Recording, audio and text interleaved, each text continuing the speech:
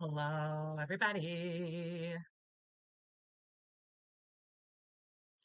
Hi, team. How are you? My microphone does work. I was very nervous. I was like, oh my God, if my microphone doesn't work, I'm going to scream. Hi, guys. How are you? Welcome back to my channel. We're a pop culture commentary channel. We have so much to talk about today.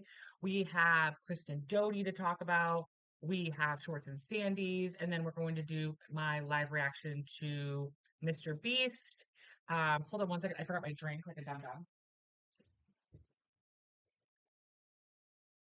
Maybe my song is Did I not compete before this live? Yeah, was that a fucking stupid idea? Yes, it sure was. Thank God I'm wearing shorts. I forgot because usually I'm not. We have to have a little beverage while we chit chat today. Obviously, obviously, you guys, we have so much to talk about today. I'm so excited. Um, what do you guys want to talk about first? I mean, God, what do we talk about first? I guess the first thing I want to talk about, I guess, is the Schwartz and Sandys of it all. Let's talk about, hold on, stream manager. Okay. All right. So I just wanted to have both streams up so I can see the chat in, so I can see the chat in Twitch and in here. Okay. All right, let me hit the record button for the recording one for later. Hi guys, welcome back to my channel. My name is Sam. I'm a pop culture commentary channel. If you are new here, we talk about the pop and the tea and the culture. Ooh, ooh, ooh. Today's topics on the schedule we have today, okay? We have Kristen Doute is pregnant. Alert, alert, alert, alert, alert, alert, the times people. Kristen Doute is pregnant, okay? On top of that, we have Schwartz and Sandys is closing the fuck down, which it feels like that took long enough. And then we have a live reaction from me. I'm going to live react on my live. If you guys do not follow me on live, I do lives multiple times a week. It's all about pop culture. We have conversations, we talk, we hang out. I have coffee. Sometimes I have snacks. It just depends what's going on. Okay. I'm walking around my house. I do this usually during my son's nap time. So usually it's around like noonish Eastern Standard Time. So if you guys want to come in and hang out with me, subscribe, put on the alerts, ring the little ding-a-ling bell. Okay, and you guys can come and hang out with me. So that's what is on the agenda today.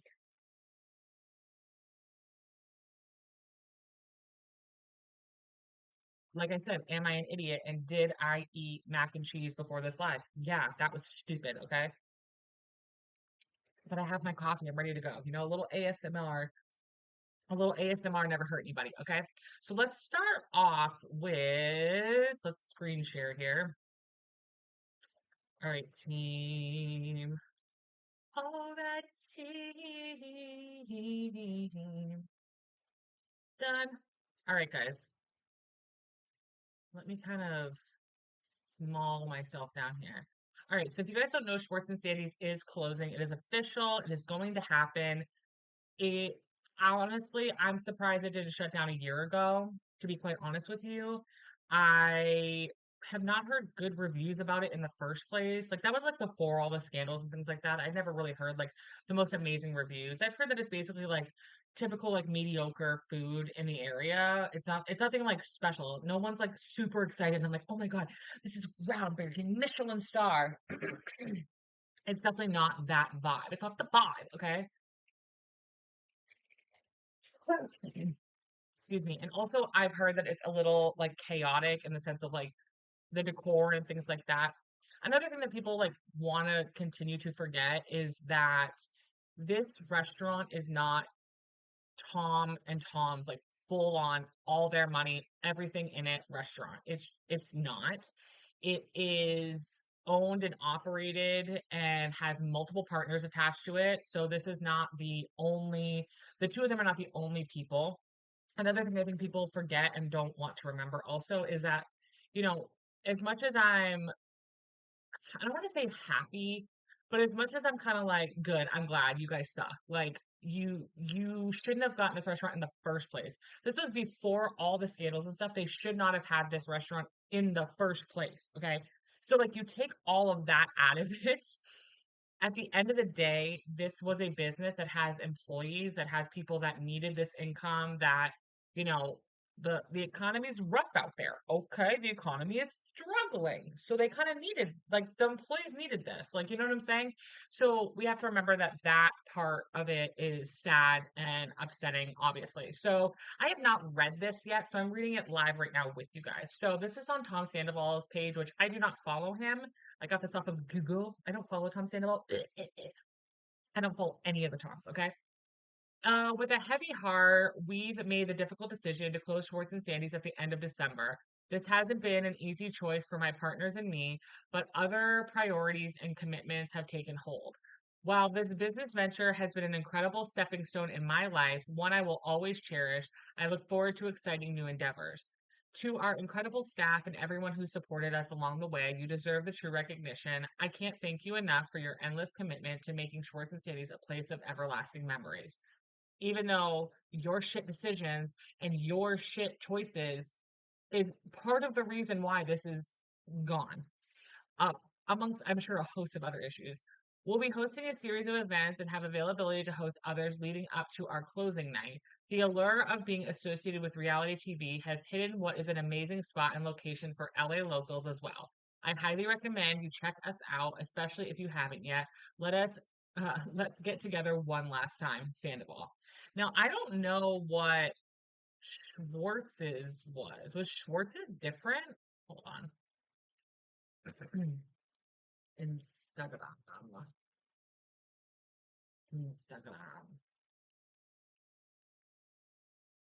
Oh, a little sneak preview for you guys. I'm starting a podcast. Hey guys, what's up? Starting a podcast next year. It's gonna be called Worlds on Fire Pods. If you want to join and subscribe, go ahead. I was using this the other day. Who am I doing? Tom Schwartz. Let's see what he posted. Let's see if he posted like the exact same thing. Probably. Oh no, he didn't. Okay. There's no easy way to say this, but after careful consideration, Greg, Tom, and I made the decision to close Schwartz and Sandys by the end of the year. So here's my question: Is you guys already are not on the same page? Like, I thought you guys partners, and I think more than Greg is a partner. I could be wrong. Um, Also, like, this is another thing that they do that I can't fucking stand is they're never on the same page. And what they should have done is they should have had a group message to send out to everybody, not you have your message, I have my message, he has his message, blah blah blah. No, there should have been a group copy paste message for everybody. That's what it should have been, okay? This was not an easy conclusion. So this is our farewell tour. Let Tom and I host your holiday parties, birthdays, even a funeral for your lizard, RIP dog. It's a celebration so many of us working here have poured our hearts into over the past few years. Let's end this era on a high note and come on by, bring your friends, toast to the upcoming holidays, and let's manifest together a kick-ass new year. I, are you said the end of December. So are you guys going to have a New Year's Eve party? There's some peace in knowing I gave my absolute all into S&S, fully committed with every fiber in my being to the detriment of your fucking marriage. To all the patrons who came in and supported us, showed me love every single night I was in there. You kept me going through some of the harder times that you went through because of your shit choices. We got to celebrate so many meaningful moments, birthdays, honeymoons, promotional events, the list goes on.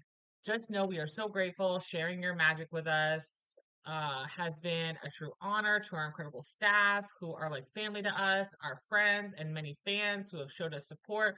We are forever indebted to you. Franklin Village is a magical place. Much love, Tom. And then, as you guys can see over here, Katie has responded and says, I have an idea. It rhymes with Katie Maloney's Bar and Grill. Just kidding. I'm looking forward to what's next for you. Haha. Which is, I'm sorry, fucking hilarious. This says, well, shit, guys, sad as hell to post this. Again, why did you post all of that only to just have more shit? That's the thing with Tom Schwartz is like, he just like stumbles over his word. Like, he just stumbles over his words and makes like word fucking salads.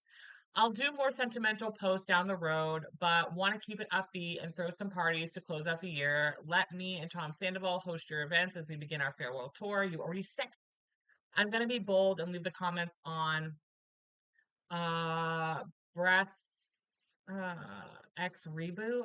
I have a cold Coors Light and a public sub as I type this in Florida. That's right, he's in Florida right now. We are gonna finish fun, book your events with our last hurrah. Here's all the emails and things like that or whatever. What's he post for pictures? He's posting pictures and videos and shit. So they're decorated for Christmas. Like, here's the thing, like, it's not whoever decorated it overall didn't do a horrible job, but it is a little bit chaotic. Like, there's a lot going on. I don't know if I love the aesthetic. Like, this aesthetic, this right here, does not look like that. Am I crazy? Like, I don't feel like it's giving the same vibe. Like, this is giving like a lounge, I don't know, like a on the beach lounge, I guess you could say. But then, like, the inside kind of isn't giving. I don't know. Like, I don't know. I just don't feel like I don't feel like it's very cohesive, but I could be fucking crazy. But they are sadly closing down. Sadly, not towards them, but sadly towards the people that they ruin their fucking lives. So I feel bad for them. So because of all this, of course, people have to enter the chat that need to just zip it. Okay. I haven't seen Rachel Raquel make a response yet, so here's hoping that she shuts her little mouth because she doesn't need to have a conversation. She needs to keep doing what she keeps saying she's going to do, which is like, I need to step away from this. I need to not be a part of this. Blah, blah, blah, blah, blah. Okay, then actually do that. Actually, don't be a part of the conversation, girl. Actually, like, go home and sit in bed and shush your little mouth. Okay. So apparently, Sandoval's Sandoval's girlfriend responded to all of this that's been going on. I hate all these ads. I'm so proud of you. If only you were allowed to properly promote the place on the show as planned. If only, well, first of all, it's not, I don't know. I go back and forth. Like, it's not Lisa Vanderpump's restaurant, and the show is called Vanderpump Rules. So I just feel like the chances of them showing the restaurant was going to be different. I also know that Greg didn't show the restaurant because, and honestly, in my opinion, rightfully so, because he wanted all the drama and the BS to turn down. Because right now, currently on Google, they have a rating of a 2.9. And the reason they have a rating of a 2.9 is because crazy ass fans went online and rated the restaurant nice and low, and all that should happen. And so, in my opinion, I think he kind of did the right thing of not allowing those two stupid people's stupid decisions to be marketed next to the restaurant that was having a hard time and failing at the time. I don't know. I don't know how you guys feel, but that's how I feel. If only someone would have allowed you to have access to the shopping center sign that came with the property so people could see it as the place it is in a hidden corner, which I tried to pay for and surprise you with multiple times, but was turned down. I'm gonna assume that they didn't need you to insert yourself into their problems.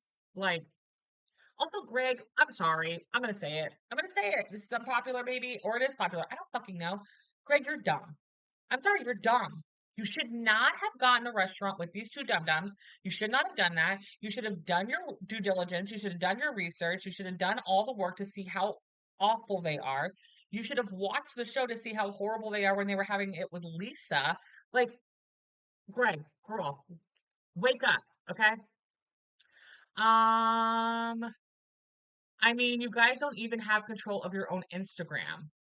That's because I'm pretty sure they don't even own the restaurant outright that much. I think Greg owns more of the restaurant than them. If someone could like give me a breakdown of that in the comment section, I would really appreciate it. Like send me like DM me like a link to basically tell me like what the breakdown is of the restaurant and who has what. I would love to know that. Again, I feel like a Bravo company, like a Bravo account should be started. That's like Bravo accounting basically, or reality TV show accounting. The list goes on and on. Um, I felt bad from the beginning for both of you. I love you and I'm here to support you always. Remember, people don't know what goes on behind closed doors and don't know all the facts. I love you. I mean, I don't think the fans need to know all the facts. I think they, in general, have a gist because, unlike you, sweetheart, we've been here from the beginning and nothing has changed. These two people's behavior has never changed. It has never been different. It is never they've never evolved as people. That's never, ever happened. Ever. It's never happened. And I'm sorry, that's just how the cookie fucking crumbles. Like, we've all been here longer than you, sweetie.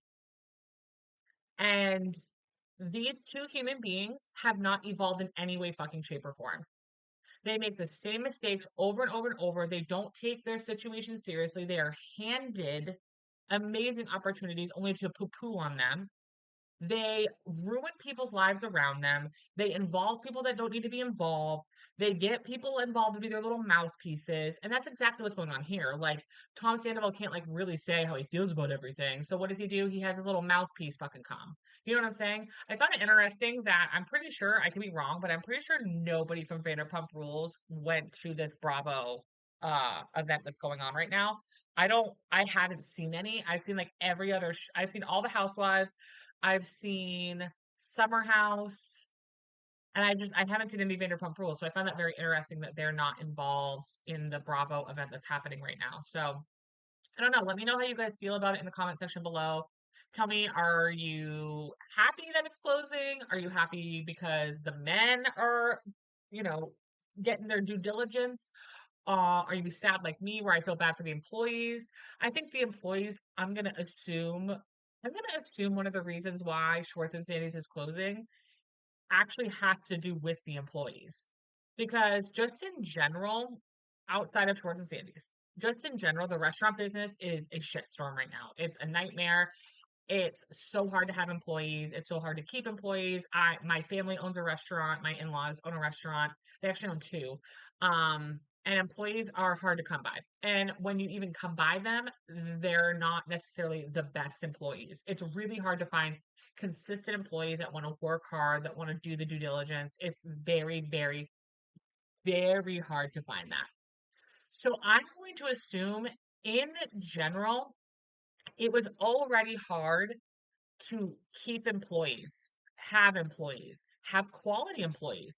I'm going to assume that already was a difficult thing just because of being in the restaurant business. But then you add on top of that this scandal that happened, the dumb shit that was coming out of Tom's mouth, the dumb shit that they continue to keep talking about. Like, I'm just going to assume, like, that just added to it. And then I'm sure a lot of the employees probably jumped ship and was like, no, I don't want to be here anymore. I don't want to deal with this shit anymore. I don't have like there's plenty of other places I could be working and this is not doesn't need to be one of them. And I guarantee you one of the reasons why they had to close down is because they couldn't have enough employees. Like that wouldn't shock me, surprise me in any way, shape, or form. You guys, I'm also really excited. This is ADHD. I'm also really excited because I got these little stickers to go on my microphone. I'm so excited. I got little stickers to go on my microphone so that way when I'm talking to you guys, it says my little logo of mentally growing 24/7. Yeah, I'm very excited. I think you are too. Okay, next on the agenda is Kristen Doute's pregnant, you guys. How exciting is that? I'm so excited for her. I think no matter how you feel about, our little Miss Doute here, it's very, very exciting. She had believe a miscarriage last year. So it's really awesome. Obviously, her and Luke are engaged. So I'm wondering if this is going to be a storyline on the Valley this year because of all, the timing of it and all. And like she's like you guys, like she's like pregnant, pregnant. Like look at her little belly. She's so freaking cute. Like, oh my god, look at it. Look at her little belly. She's like pregnant, pregnant. And can we talk about how I genuinely was looking at these pictures and see how it kind of looks like there's two over here and then two over here? I had to zoom in to like this one specifically to see the legs coming through here because I was like, wait a minute, is Kristen Doute having fucking twins? Could you imagine? Could you imagine Kristen Doute having twins? I'd be like, whoa, whoa, whoa, whoa, whoa, whoa, whoa, whoa, whoa. So I believe Did she do IVF? Let's see. Okay, so the Valley Star 41 is pregnant. I can't believe she's 41. That's crazy to me. Expecting her first baby with fiance Luke. Rep for Doute confirms exclusively to People, sharing a few sweet photos. Doute says that she and Broderick, like Broderick, is she related to Sarah Jessica? Is he related to Sarah Jessica Parker's husband, Matthew Broderick?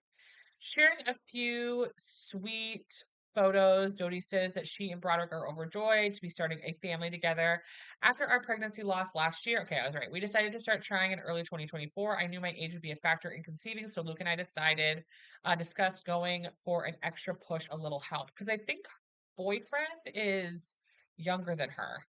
In late summer, we decided to meet with fertility specialists to learn about our options and what could be the next steps if you decided to go that route. The next month was a whirlwind, getting educated on fertility and eventually hormone shots and preparing my body for IUI. If you guys don't know what IUI is, it's basically I did IUI. I went through 4 rounds of it and was not successful, which really sucked, which made me have to do IVF. Um, 3 of the rounds were not successful. One of the rounds we couldn't do because the sperm was not viable enough. It's very disappointing. It's very disappointing, but it's much less invasive. But IUI event, like the most generic way I can put it is basically they take uh like a what is it? Like a poultry, like when you're doing chicken and like you're sucking up all the juices. They basically take one of those and they just like stick it up your hoo-ha and they kind of get it up there pretty deeper than they normally would for anything else. And then they kind of just like turkey baste it. That's what it's called. Turkey baste. They kind of like turkey baste it up there. That's like the dumbed down version of that. There's way more involved, but that's like the gist. Okay. Jody and Broderick met with Dr. Caroline Alexander at Southern California Reproductive Center, calling the experience incredible. She cared with a perfect balance of science and good energy, successfully helping us create our little miracle. It didn't take long for Jody to get the exciting news about her pregnancy, says Broderick was so happy to hear that their family is growing. 2 weeks following the IUI procedure felt like years. I agree. Same with IVF. Like you feel like it's taking 75 years to get an answer on whether or not you're pregnant. It's awful. To get a correct outcome on a pregnancy test, 2 weeks time had to pass and I had to wait it out. But in my heart, I knew it had worked. I tested one day early and got the big pregnant result staring back at me. I was relieved, overwhelmed, happy, excited, and nervous. I kind of hope she recorded it. I mean, she doesn't have to, but I kind of hope she did. The second I told Luke, he wasn't surprised, but was so happy that IUI worked the first time. We were prepared that it may not. He was joyful and beyond excited, to say the least. Our due date is in June, and we are really looking forward to expanding our little family and becoming parents.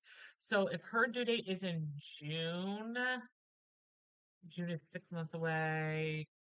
Wow, she's pretty early on because June is 6 months from now, and it's November right now. So that's pretty fairly early, and she already has a pretty good sized bump. Damn, good for her. That's awesome. I would have loved like when I had my first son. I think my bump showed a little bit more faster because I was skinnier, obviously, and my second child I was a little bit heavier, so it didn't show as fast. But oh my god, when the baby bump shows, it's much fun. The couple's happy news comes a few months after Broderick popped the question to Doute while the two were in Maui,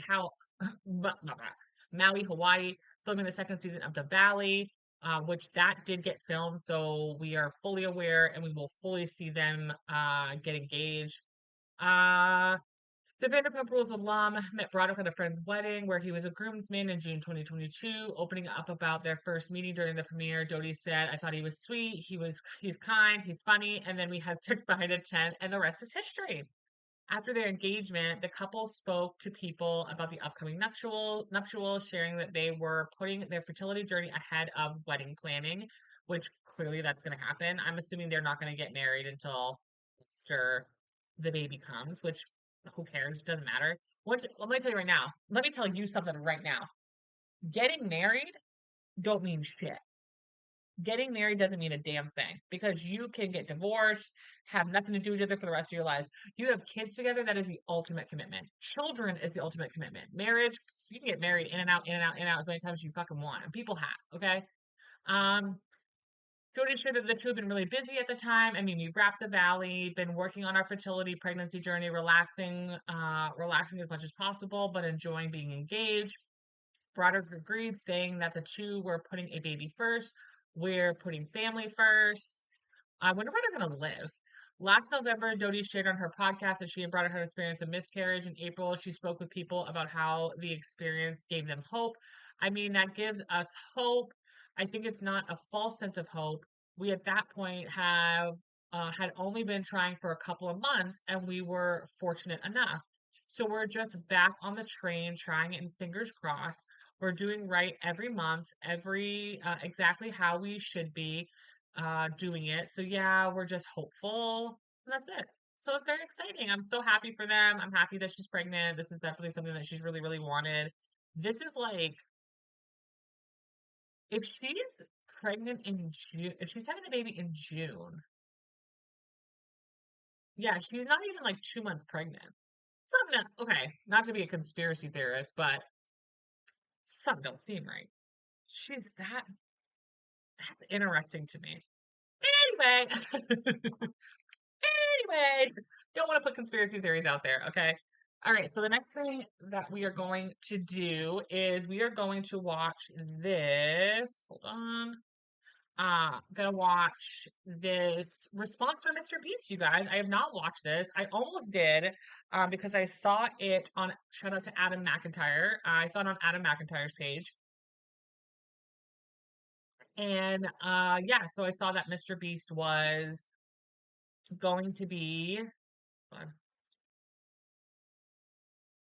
that Mr. Beast was making a response video to everything that has been going on with him. And there's so much. If you don't know, basically just go to Rosanna Pansino's fucking page and you'll see about 700 things about Mr. Beast and what's been going on. You'll get a good detailed understanding. The gist that I think he's going to talk about, and again, I have not seen this video, so I don't know. There's certain things that, if he talks about Rosanna Pansino, I will be actually shocked. I will be legitimately like on the floor gasping. I will be shocked. I highly fucking doubt that's going to happen. But what I do think he is going to talk about is I do think he's going to talk about the Amazon situation. I do think he's going to talk about his coworkers and their poor choices of behavior. I'll try to edit myself as much as possible and what I'm going to say about certain stuff because obviously trigger warning. Again, I don't know what he's going to talk about, but I am going to give a trigger warning just in case that every bad thing you can think of Mr. Beast has his toes dipped into when it comes to anything to do with children. Let's say that predatory behavior. Okay. Anything to do with money, gambling, scandals, drugs, sex, drugs, and alcohol. I mean, that's pretty and like gambling. Okay. That's pretty much what the Mr. Beast situation is. Excuse me, currently right now. So this is I don't know, again, I'm not a part of the lore. I'm not part of like the world of Mr. Beast. Like I barely know what this man does and is. I just know he is not trying to aim for my demographic. Like Mr. Beast is not trying to get my clicks and my likes, okay? Because I could give two shits about this man. I thought he was older than me. He is younger than me. I was like, the fuck? But so this man's account, I don't know anything about this creator. His name is Oompaville, and I don't know anything about him. I guess it's called he titles his channel as poorly researched, long, etc. That's what he titles it as. He has 5.6 million followers. It looks like he does a little bit of a deep dive on people. And I guess for whatever reason, Mr. Beast picked him to talk to. Why, I don't know. I don't know if this guy likes Mr. Beast. I don't know if he hates Mr. Beast. I don't know if he thinks Mr. Beast is the most amazing thing ever. I don't know if they're friends. I don't know anything about this dude. Nothing about him. Okay. So before anybody is like, oh my God, how could you do this? Don't you know who this guy is? Blah, blah, blah. Nope. Don't know anything about him. Don't know nothing about him. All I want to do is I want to watch the original video of Mr. Beast's conversation and I want to critique it as we go. Okay. And listen, my critiques are going to be from shit that I've watched myself and information I've looked at myself. I'm not going to be able to be a full on investigative reporter, but I will give commentary to what he's talking about. Do I feel like he's lying? Do I feel like he's giving a PR lawyer response? Because I'm sorry, let's be for actually real right now. We all know for a fact that Mr. Beast's lawyer is off to the side. Probably, honestly, probably behind the interviewer. Basically being like, nope, yes, cut the crap, like giving, like he's a baseball pitcher on the, third base, giving the signs, basically being like, shut your mouth, don't talk about this stuff, don't say this stuff. That's 1000% happening because that's just how it is. It's just like, that's like good PR, bad, it doesn't matter. Like, that's just good, I think, PR overall is to really make sure you don't, you shouldn't let your client walk into shit. Like somebody that should have had a PR person standing fucking behind them and paying attention, it's Tom Sandoval. Tom Sandoval should have had about 5 PR people standing behind him, telling him to basically be like, okay, but they didn't, obviously. All right, so let's watch this together.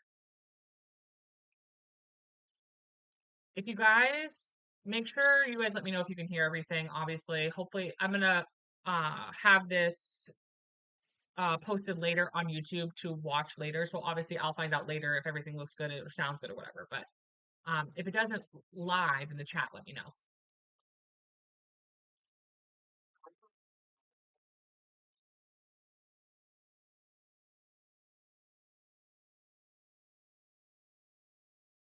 Currently on a private jet.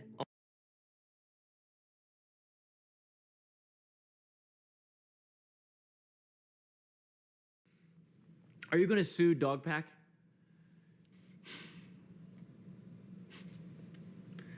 Well, Mr. Beast is currently on a private jet on his way to where I live in Central Texas to have a conversation with me with the intention of addressing the controversy that he has been involved in over the last few months. And I think that it is important for me to document my intentions before embarking on this risky and difficult task.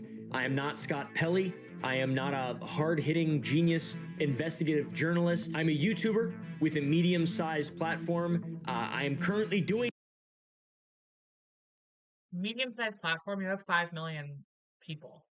You have 5 million subscribers. That's not medium. That's average, I guess you could say. Medium, I don't know about medium.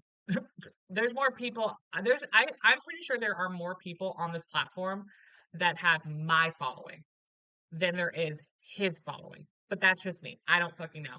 This already has 2.1 million views in 3 days. I'm actually kind of shocked that that's all it has. To be quite honest with you, I'm actually shocked that's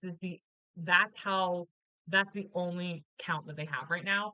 I would have thought they would have way more than that because this has been a massive topic on the internet. Mr. Beast is one of the highest subscriber accounts on the platform. He did a deal with Amazon, which is one of the largest companies in the world. So I am kind of surprised there's only 2.1 million people that have watched it, especially since he has 4.6 million subscribers. I don't know. What do I know? Let's keep going. Journalism, to be fair, but I am goofy, all right? Also, back in August, I platformed Dogpack, and out of fairness, I feel that it is important to do the same for Mr. Beast. Mr. Beast has agreed to keep an open line of communication. He'll only be here for a little bit, which is crazy because he's flying halfway across the country. And he and his team have agreed to provide us with evidence and information to give proof to claims so we can actually be as transparent here as possible. The goal of this video is not for it to please everyone or gotcha somebody. It is for this video to be a meaningful source of information. So to future me and you currently viewing, I'm sure I missed some questions, but I absolutely did my best, and I stand behind the result, maybe, and I look forward to seeing the comments and criticism. Firstly, would you... So I actually do appreciate the beginning of this. Like, I'm not a big I don't know this man, okay?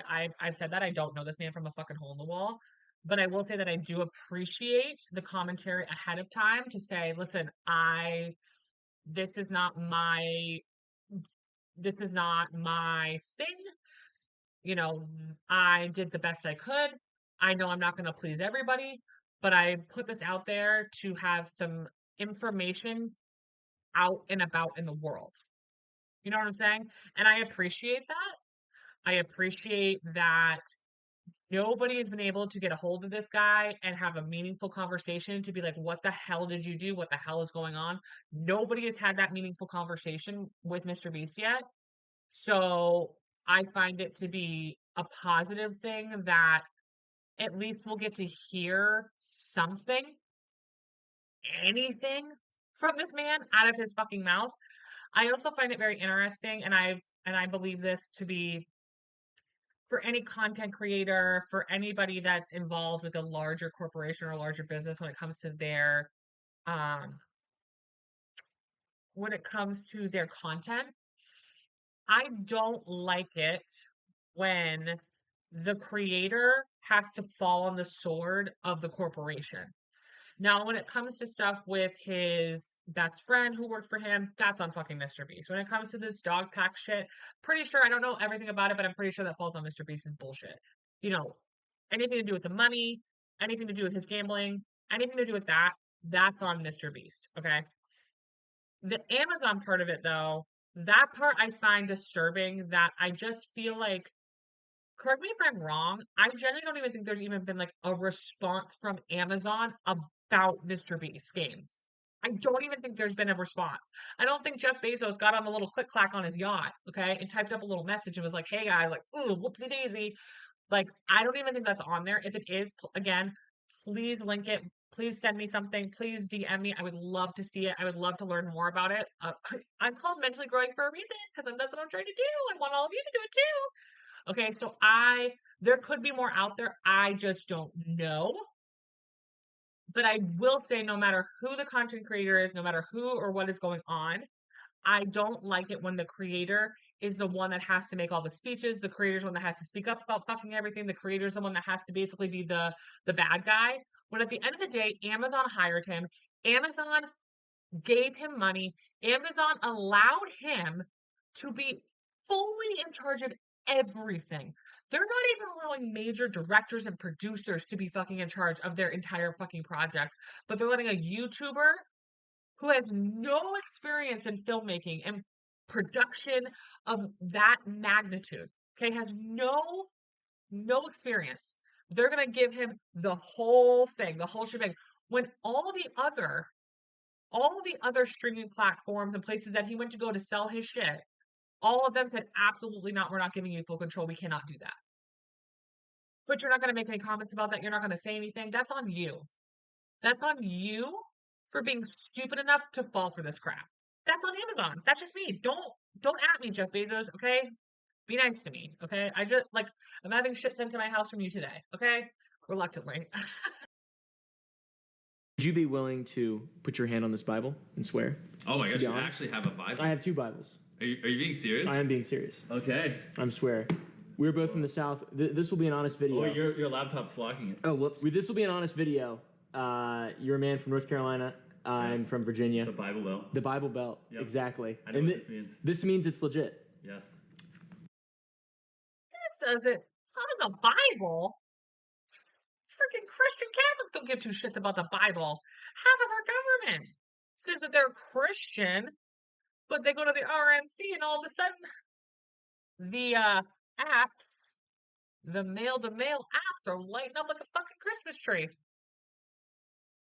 I don't know what to tell you. So I'm sorry, putting your hand on the Bible don't mean shit to anybody, in my opinion. That's just me. Okay. There we go. I was not expecting that. Okay. This is like legal now. It is. I can go to jail. The first biggest question. Him laughing about I could go to jail is fucking gross. I don't like that. I also don't like that he is. Hold on, let me see if we can push it forward a little bit more. For me and a lot of people that I've spoken to over the last couple months is like, why were you? I do not like the way he is sitting. I'm not like, I'm like analyzing his, like, I'm analyzing him. I do not like the way that he is sitting.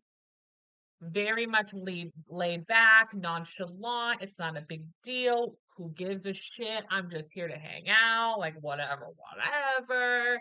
You know, everybody and their mother in mainstream media to content creators to everybody and their fucking mother has reached out to his team to try to get an interview with him. Why this guy? I hope they have that conversation. Why me? Why did you pick me? Why are we having this conversation? I hope that they have that. I hope they bring that up. Okay. I really fucking do. But I just don't understand why this guy, and I do not like the way that he is sitting. It is very nonchalant. It is very much whatever. Like I'm here, sweatpants and a fucking sweatshirt. Like I understand that's like his like I understand that's his, you know, his get up, his look, whatever. I get that. I understand that. So it's like to be wearing a suit would be fucking weird for Mr. Beast. I totally understand that. But the fact of the matter is like the allegations that are against this man are so disturbing and so effed the fuck up. The fact that they are not, his team wasn't like, hey, maybe let's get you in like just a pair of jeans and like a t-shirt that's just a little cleaned up, a little crisper, a little nice. Maybe we don't have you in fucking flip-flops with socks. Like maybe we just have you in a nice pair of sneakers. Like why are we not trying to look like we give a shit?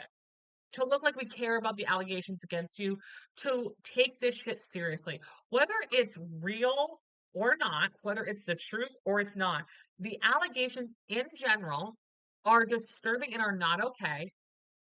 And you should be taking this shit seriously, and you are not. And I don't like that, Linda. Okay? I don't like it.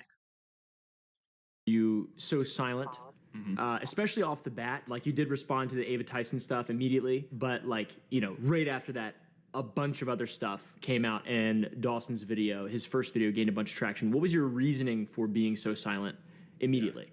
Yeah, it's a great question to kick it off on. You actually kind of laid out the timeline there. The Ava stuff came out, and I put out that tweet. We hired the investigators to go look into it, and part of that investigation is they recommended that I not talk about drama or really do anything online because it might influence, you know, witnesses or any people they might interview or ex-employees. So it's a little unfortunate because I told them, okay, I'll wait till the investigation is over. And I believe that was literally like a week before the dog pack video came out. And then truthfully, just in transparency, I've never done one of these like big investigations before. And in my head, it was going to last like 2 or 3 weeks. It ended up taking a couple months, apparently combing through all the documents and doing all the interviews and everything. Just took way longer than I thought because I've never had to bring in a top tier law firm and a former federal prosecutor and let them, you know, do this really big thing. And so that kind of concluded a couple weeks ago when I put out the tweet of the follow-up. Yeah. Like that was the day I got the conclusion of it. So even I know, and I'm a nobody, that these types of investigations are not just going to happen overnight and are not just going to take like a week or two and so on and so forth. Like these investigations take a good chunk of time, especially if you're doing them appropriately and properly. And I don't know the extent of what happened from the investigation. I'll be fully transparent with you. I don't know what came out of that. I'm going to assume, and I'm pretty sure I'm correct, that Mr. Beast like distanced themselves from Ava, and from the company, and I believe they don't work there anymore. I don't think. I don't know. I don't know all that, but clearly they didn't investigate enough because there's so many things that the internet alone has found out immediately that is very concerning and disturbing. Just the artwork, if you know, you know alone, is something to be looking deeper and farther into. That alone should be investigated. And that artist, if you know, you know, that artist should literally be in prison, in my opinion. So, my opinion. And I was like, okay, in transparency, I'll throw this out. So up until that point, it was, I told Quinn Emanuel that, to protect the integrity, I wouldn't do anything or engage any of this drama. And then after that, yeah, like you said, a lot of stuff had come out between when the investigation started and when it ended. And I was just kind of like, whoa, I don't really know how to like hit this stuff. And I made like a little response video, but that's just kind of not my style, where I just kind of like put a lot of the information that I assume we're going to talk about here out. And I will say that it's not shocking that he didn't say anything though, because like any good lawyer, any PR team would tell him to shut the fuck up. Like this isn't a new thing to him. This is in general. The more you put out, the more you say, the more you incriminate yourself. And obviously what I'm about to say is a massive fucking difference, clearly. But just something as simple as, again, Tom Sandoval and everything that happened, we saw that the more he talked, the more he incriminated himself, the more he looked like a complete idiot, the more people could hold things against him, the more people could search things, could research, could clip things, could make videos, could talk about this, talk about that. The more and more and more and more that he did that, the more his team allowed him to talk, the worse it got. And obviously his situation is like 1% of what Mr. Beast is going through, doing, not doing, et cetera, obviously. But it is not shocking to me, and I think it's good lawyering to make Mr. Beast zip his fucking lip and not say anything until they figure it out. What I do wish they would do, and it's not just him, it's all of these people in these situations, is say that, because it's different. I feel like celebrities are so different than content creators. With content creators, I feel like you have this one-on-one relationship, whether that is like an immediate one-on-one relationship, or it's you watch the videos later, you learn about them, whether it's content that is edited down and look to be more prettier and put together better, whether that's vlogging and it's more of an everyday lifestyle kind of thing. Either way, either way, I do think the content creator does somewhat owe an explanation as to why they will not be making content to the people that are giving them the money. Like, if you don't have followers, you don't get to make these Mr. Beast crazy ass video games and things like that. You know what I'm saying? Like, so I do think he owed not an explanation of what was going on, but I do think he owed a, hey guys, so here's the thing. And again, just put it up on your platforms and just say, hey guys, I will not be speaking on my platform until this investigation is over. So if you don't see any content from me, that is why. I am taking the advice of my team that right now it is not a good choice for me to be speaking on anything. That way the investigation has all the integrity in the world. When this is over, you will see more from me and we will have a conversation. But until then, I need to keep quiet. And that's it. You got to give, at least in my opinion, I think content creators, even as small as me, if you're going to have this type of relationship with people, I do think there is a sense that you owe them somewhat of an explanation. Maybe not full explanations, maybe not full on conversations, because at some point there does need to be like a wall of privacy, but when it comes to like personal things. But I do think in general, if it has to do with the content that you created and put out there, you owe an explanation on that. If you're putting the content out about specific things in your life and that specific stuff in your life turns to shit and there's problems with that, you owe an explanation to that. You put it out there, people now know about it. Now, if people find out about stuff that you didn't put out there, you don't owe them shit. If you didn't introduce them to, like I have content creators that I follow that they don't show their partners ever. I've never even, some of these people, I've never even seen their partner's face. Okay. Samantha Joe, for example, which also Samantha Joe, we have the same name. Hello. Samantha Joe, you never see her boyfriend ever in any of her videos. You've seen pictures of him like online on her Instagram, but you don't get to even hear him in the background, like nothing. So for me, I feel like if anything ever happened to her and her boyfriend, she doesn't owe us anything. She doesn't owe us a conversation about her boyfriend. Why? Because she's never showed us anything about him. She's never put him out there to have any type of conversation about. she's not going to be showing her baby when she has her baby. So guess what? She doesn't owe us an explanation on her mothering habits, how she does things with her as a mom, like so on and so forth. She doesn't owe us any of that shit. Now, when it comes to her home, maybe her dogs, probably, I think she shows like her mom and things like that, her relationships with different products and companies and, trips that she goes on and her friends that she shows, her podcast that she has, that's fucking different. I just feel like whatever you put out there, you owe an explanation to the audience. Whatever you didn't put out there intentionally, you don't put out there on your own, you don't necessarily owe the biggest explanation up front on that end. That's just me though. And guess what? My opinion's probably gonna fucking change. So get over it. All right, let's move on. Hold on. Let me check my stuff here. No, no, no. One, if you want to go. December or January. Oh, yeah, I definitely want to go. Not you guys like catching me like having full blown conversations with friends. And it just felt weird. Yeah, I mean, truthfully, I've never been in a situation where people have thrown this much stuff at me, and I definitely could have handled it better. Like, I probably should have, like, the second I could have talked, like, I don't remember the exact date, 2 or 3 weeks ago when we put that report out, probably should have done something like this right then. If I could go back in time, I would. And yeah, that's kind of like the brain dump, and then here I am. Yeah, so I was gonna ask, you answered it towards the end, but like, do you regret that? Obviously. Yeah. I just wish that content creators would be honest about why they didn't put anything out. I'm sorry. There is no fucking way that Mr. Beast gets to make all these choices on his own. I hate to tell you. I know he gets, I have the full control of the influential. I don't give a shit. He has lawyers. He has PR. He has everybody and their mother to help and support him. And I wish these people would be more transparent.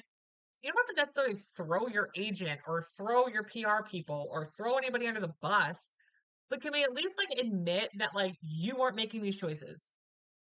You weren't making these choices. Somebody else made these choices for you. Just say that. Be like, I was advised by my team that I shouldn't say anything right now, that I should wait a minute. And I did. You didn't wait. There's multiple reasons why Mr. Beast probably waited, and most of them I don't think you guys are gonna like the answer. Yeah, if I could go back in time, I would do what we're doing here, because I assume this is like the correct format. It's going to be a little bit more free flowing and natural, and I wouldn't have wasted so much time like trying to do a response. It's just not my thing. I like so much better. Or I'm assuming. I mean, we just started, but I think I'm going to like so much better being asked the questions and answer it instead of just like sitting in a chair like this answering it. It just feels a little more natural. Got you. Yeah, I mean that definitely, that does line up obviously with what's happened, and it makes sense. And I definitely, I feel like, before talking to you, I definitely would imagine that you would regret have not making a response early. Oh, right? 100%. Like that, because you could have just immediately, if there is information. I wonder how much control he has over this video, like editing control. Like I wonder if the guy on here, I don't even know what his name is. I just keep seeing Oompaville, and I'm like, I don't want to call him that. Bob, Jim, Steve, what's his name? I don't even know. I'm not even paying attention. I'm so bad. But I wonder if Mr. Beast's team was like, yeah, we'll do this interview, but we get like last say in the edit, maybe. I kind of wonder that. To debunk Dog Pack's his first video off the bat. Yeah, which obviously had so much disinformation in it. If anyone saw Soggy's video or any of the newer videos now coming out, like you would see so much. So much of it. So it's unfortunate that it happened on the back end of when I said I would not talk about or address drama and things. And I mean, there's obviously should have done this sooner. Whoops. Address drama. This isn't drama. This isn't like Us Weekly. This is some messed up crap. And I have a feeling, again, we're not going to be addressing some big shit. That's just me, though. But hey, better late than never. Yeah. Did you think it would get this big? No, I mean, truthfully, I thought, if you watch Soggy's video or any of these other videos that are coming out now showing all the discrepancies, I honestly thought a lot of people would find, like, the information proving the dishonesty earlier. The Google?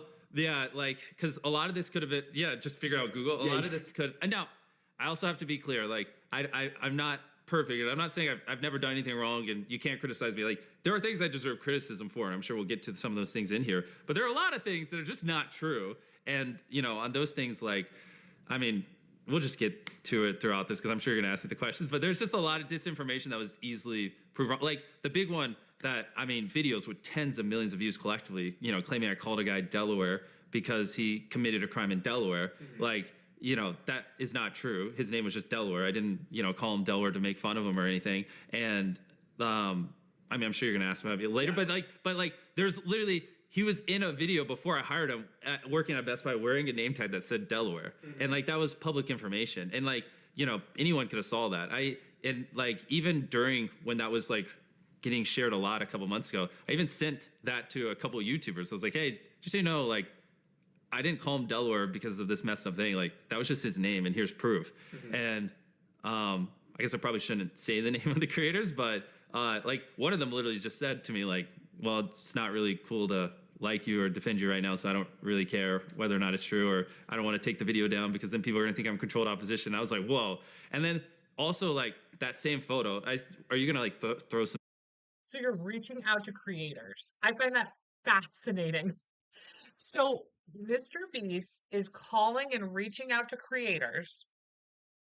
Is one of them Rosanna Pansino? Answer the question. Answer the question. Is one of these creators Rosanna Pansino? I would love to know if that's a true statement. Rosanna Pansino, ridiculous. Get on here, girl.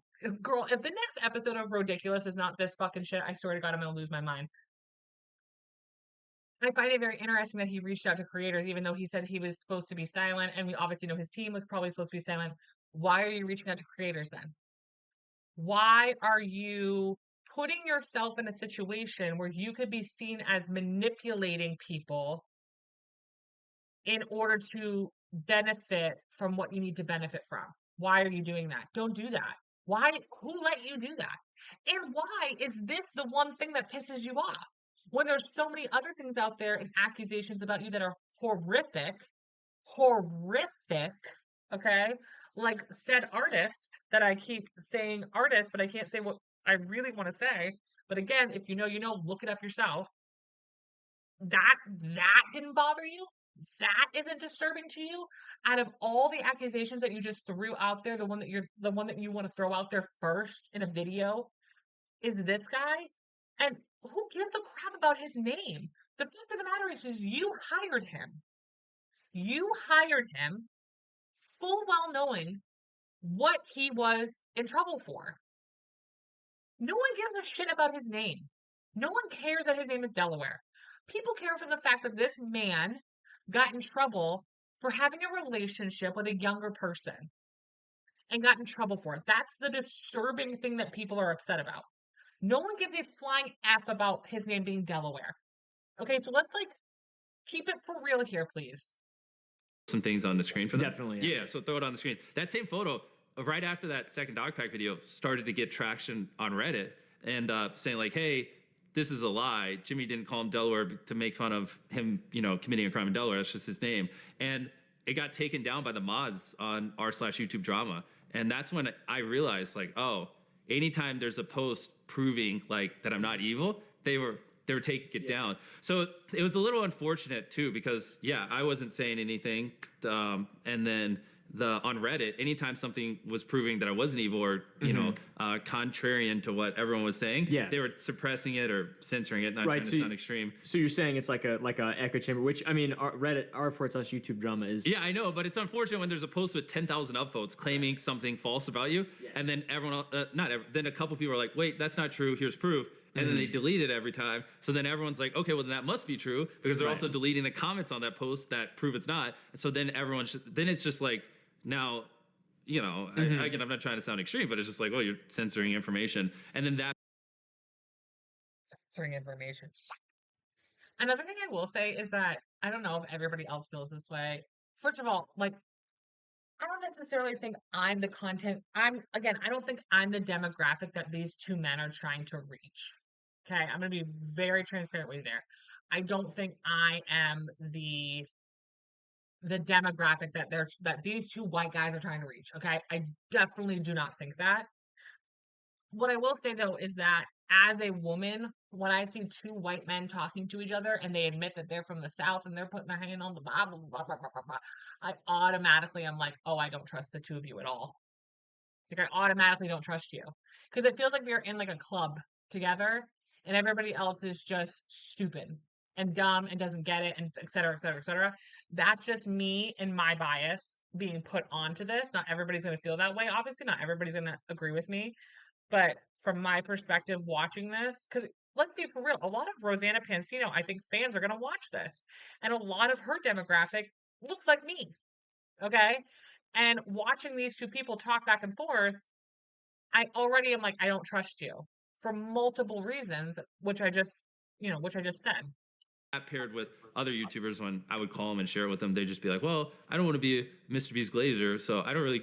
They wouldn't say it this direct, but they would just essentially say like, I don't really care if it's true or not. I'm just gonna say what other people say. Like, sorry. Do you have evidence of like people there being posts that existed and then didn't exist on Reddit that got? Of course. Yeah, I can send you. Yeah, if you'd send me anything, you could throw it up on screen. I mean, that's not like a conspiracy theory. That's of course. Yeah. Just, we can find quite a few. I'm not that good at using Google. So yeah. I'll need you to help with that. Yeah, so to circle back to the Quinn Emanuel investigation, the big thing on the internet, on Twitter specifically, was that you found yourself to be innocent. Of course, you paid a law firm to find yourself innocent. I saw those memes, yeah. There's the big meme. How would you respond to the allegation that the investigation was biased from the start? Yeah. So... first off, to just set the foundation, I think a lot of people are saying, oh, of course, Jimmy did an internal investigation, found himself, they didn't find any wrongdoing, which is also not true, which I assume we'll go into that more later. They did find some wrongdoing, just not in regards to like the serious Ava allegation. So that's a, false truth. And then on top of that, it wasn't an internal investigation. It was an external investigation, which was clearly laid out in the things we showed. Yeah, a third-party investigation. Yeah, exactly. And so, I mean, it is a little bit of a, like... a lot of people I saw were saying like, well, you paid them. And it's like, well, yeah, top tier lawyers and federal prosecutors don't work for free. So I have to pay them. Yeah. So I don't really know how to debunk that one. I mean, it just is what it is. But yeah, we hired Quinn Emanuel, which is one of the top law firms in the world. Like, I mean, it was very expensive, but I intentionally picked them because they have a reputation and they're not just going to destroy their entire business to be biased towards me. You know what I mean? And then Did somebody research who Quinn Emanuel isn't, involved with? Because I'm sorry, let's be for real. These top law firms usually are not defending good people. Okay, they're usually defending very bad people. Okay, again, I don't know what I don't know, but and he's not wrong. Like what is he supposed to do? Have another company like hire the lawyers for him and then do the investigation and then do everything on? No, like he did the right thing in that way to hire a law firm. Go ahead, go look at everything, go find everything that you need to find. And they did find wrongdoings.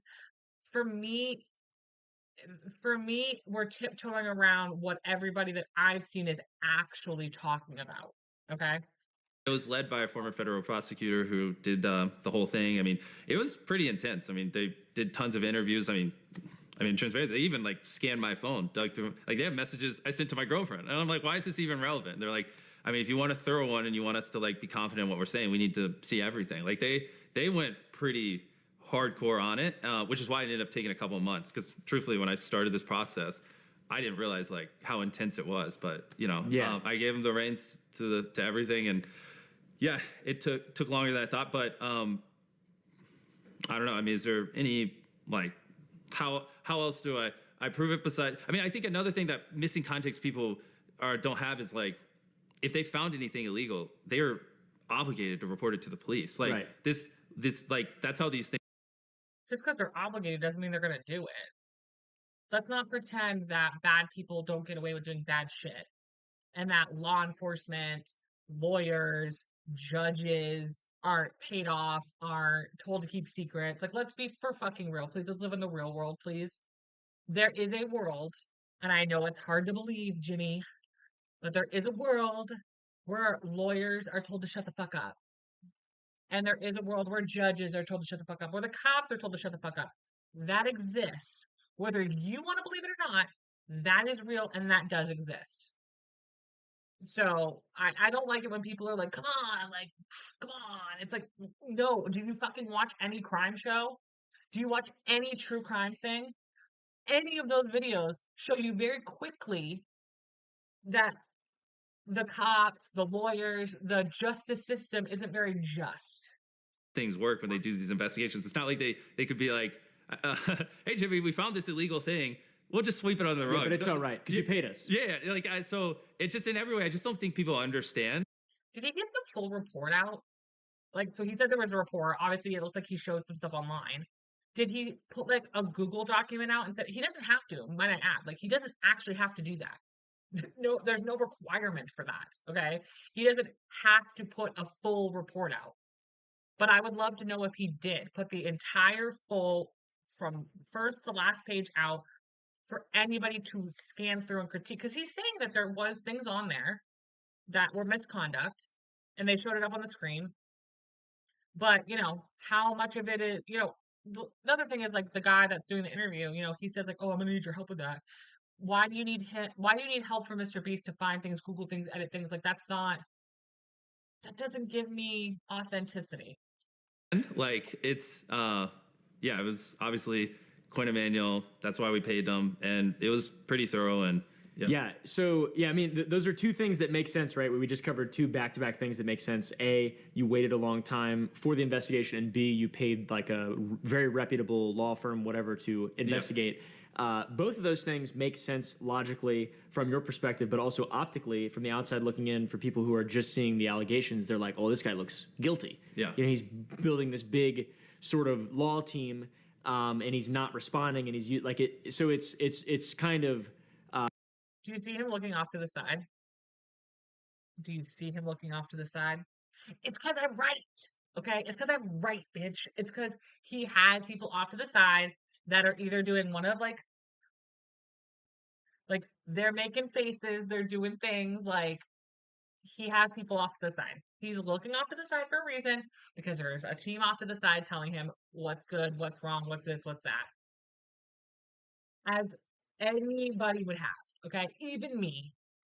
It's kind of bizarre and unfortunate because like it does make sense. Like from a logical I mean, perspective. because there's two things I could do. I could do an internal investigation. Yeah, but that's great idea. because I don't want to audit myself. Let your mom do it. Yeah, exactly. I'll let my mom do it, or I could do an external one. That's what we did. And again, it's like because I didn't have control over it. Obviously, if I did, I would have been like, "Bro, do this in 2 weeks so I can get this out there." Like I didn't want it to take months, but I mean that's part of an external investigation. You don't have control over it. Now, would you consider? So you obviously regret the remaining silent. Would you consider that the third party investigation as a whole, in looking back, would that have been? Would you say that's a mistake?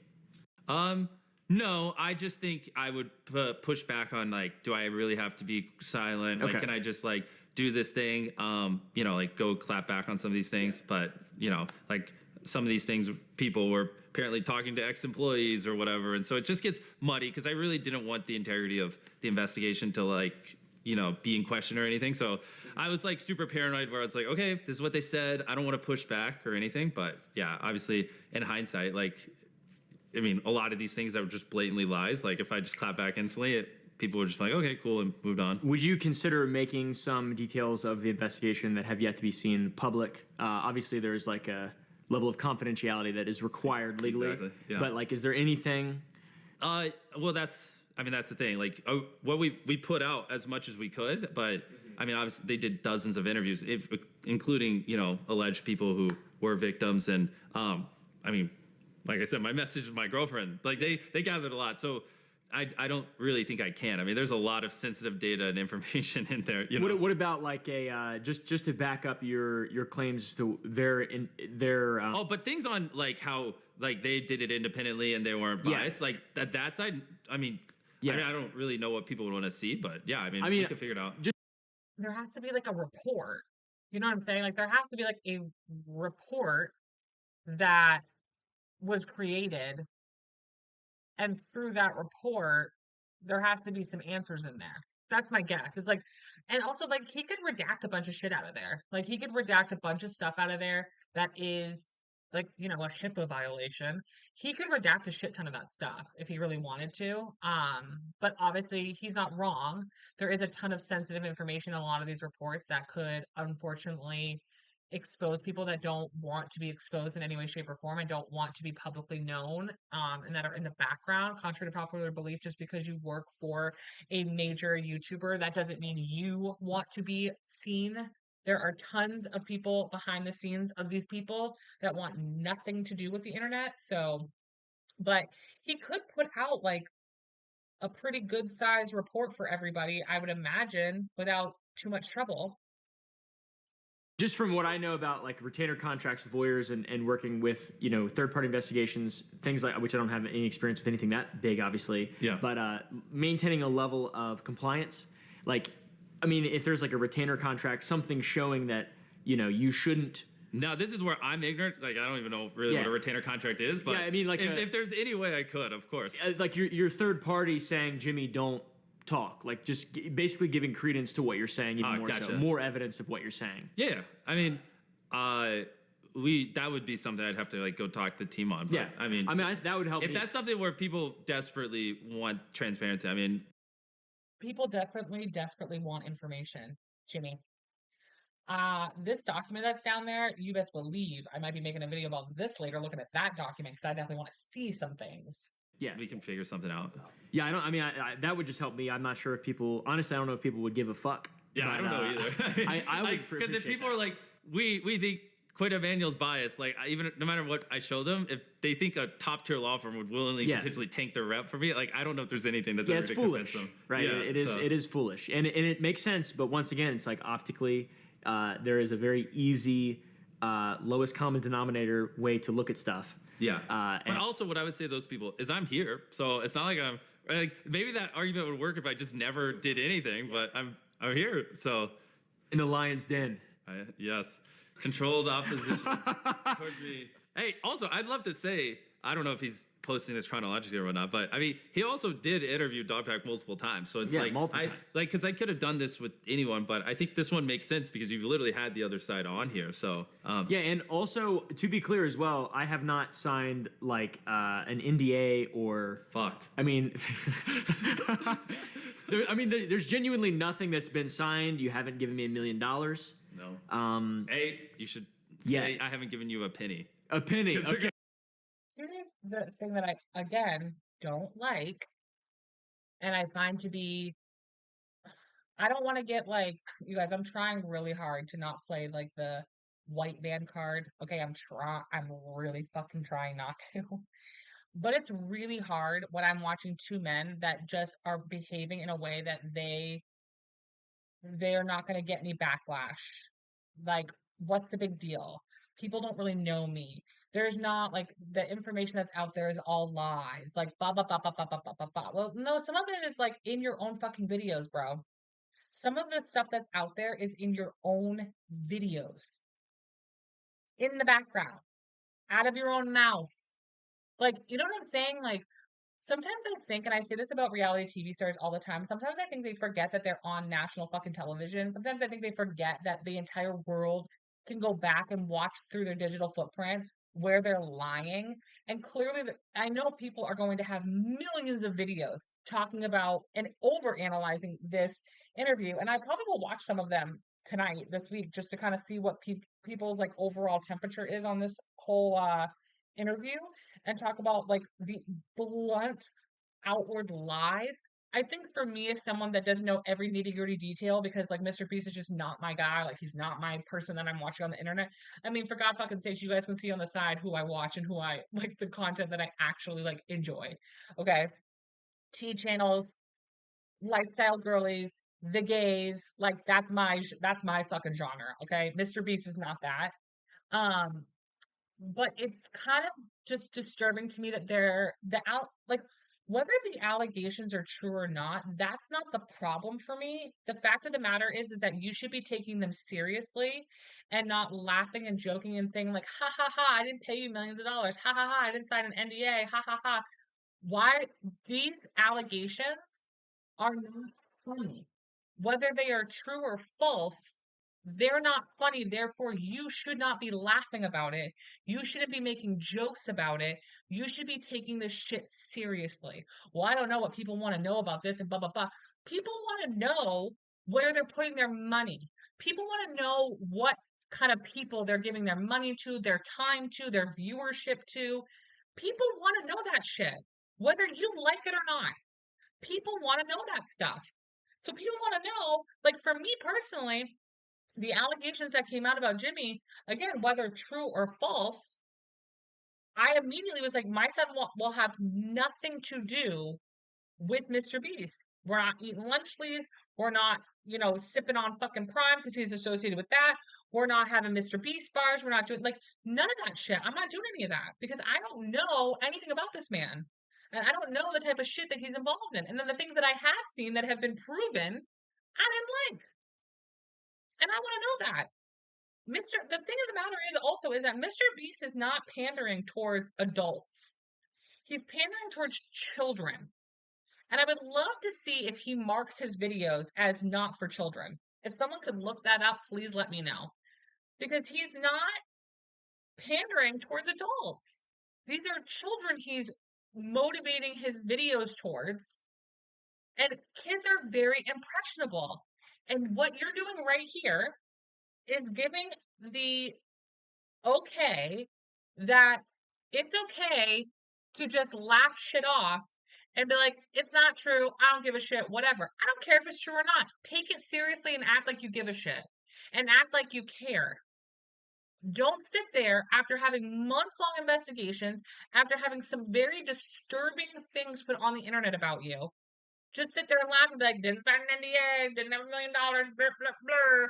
Like, let's be serious for 5 fucking seconds. Don't have a hoodie on, a sweatshirt. Get your leg off the goddamn coffee table. Have some respect. And act like a professional. Dude, you're a CEO. You are the owner of a business, a multi-million, if not billion-dollar business. Could you pretend for 5 seconds like you give two shits? I'm just saying. Yeah. You gave me $999. Nothing. You've given me nothing, bro. Yeah. Yeah, it's actually it's kind of interesting. It really is interesting. This is a bold move, I would consider.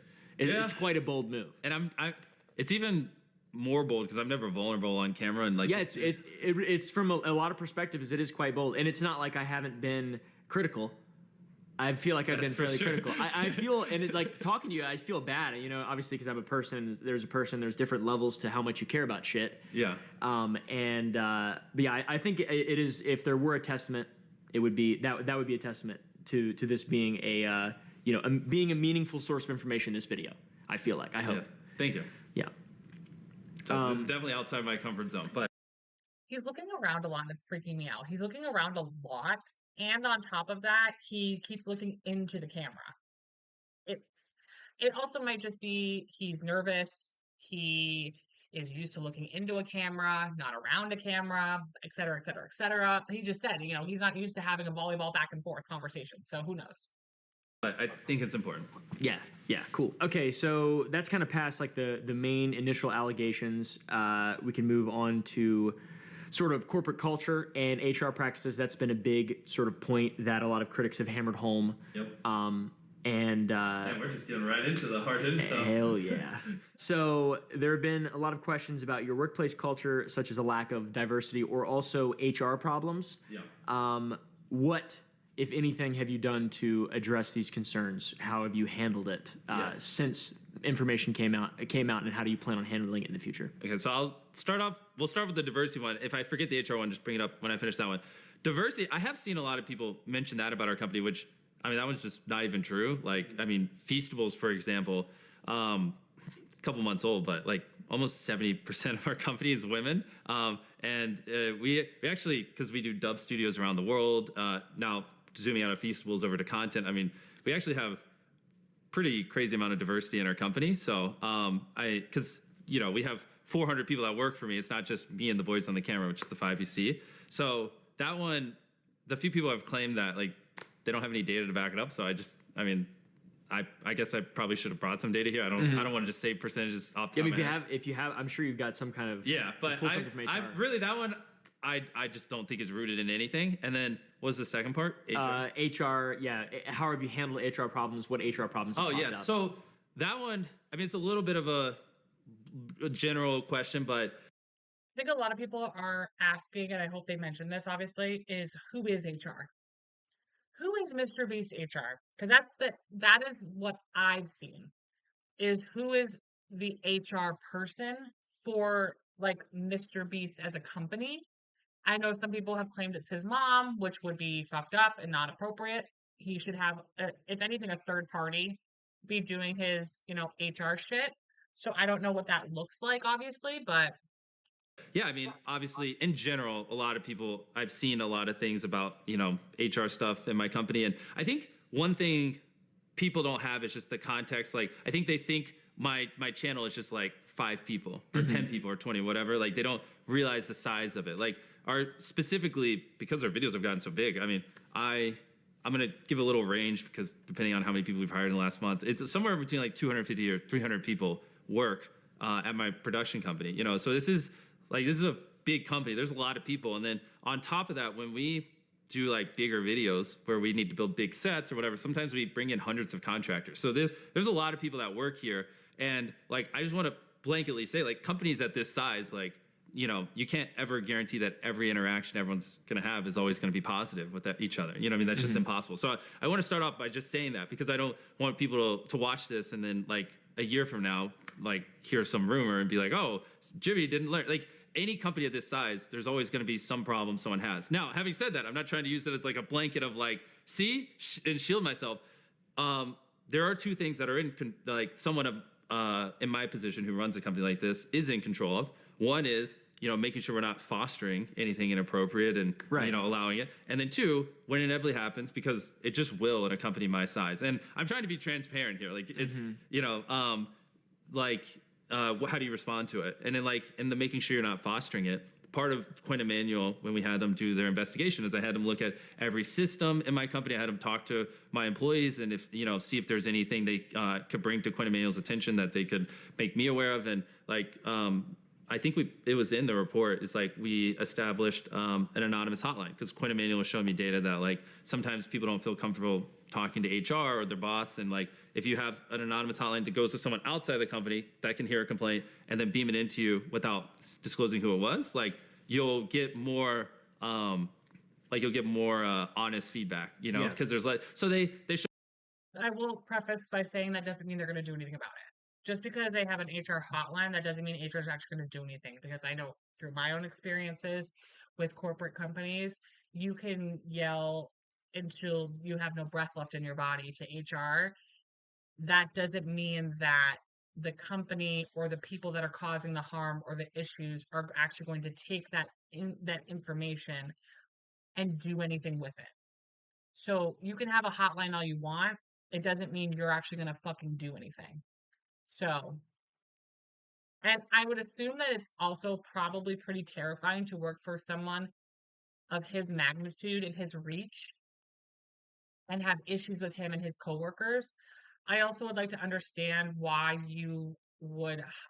I personally think it is completely fine to hire the people that have been to jail or whatever. For me, it's what is the offense and then how does that interact with the job that they're going to be doing? If someone's done something that involves murder, sexual things, children, that kind of shit, clearly we shouldn't be hiring them. Also, they should still be in fucking prison. Uh, but when it comes to like minor drug offenses, things that maybe happened when you were a minor versus, you've changed, you've become an adult, you've altered your life, you've altered your like. Not every person that's been to jail and prison, one, is rightfully there. There are a ton of people in the prison system that were wrongfully convicted or are put in there for so many reasons that are so unbelievably horrible. It doesn't mean that we can't hire people like that.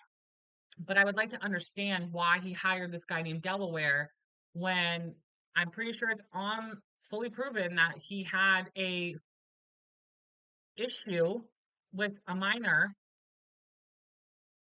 Why would you hire him? Like, that's just something I wouldn't even touch with a 10-foot pole. no matter what the fucking circumstances are, I wouldn't touch that with a 10-foot pole because you're asking for liability, you're asking for problems, you're asking for concerns. It's just not worth it to me. It's not worth it to me. But what do I know? Show us a lot of things like that.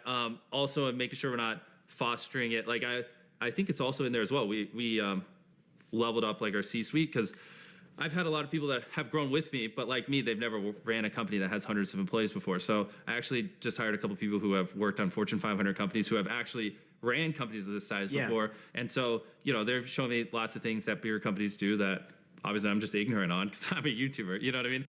I will agree with you that I will agree with him on that a lot of these YouTubers, hey Noah, how are you? Hey.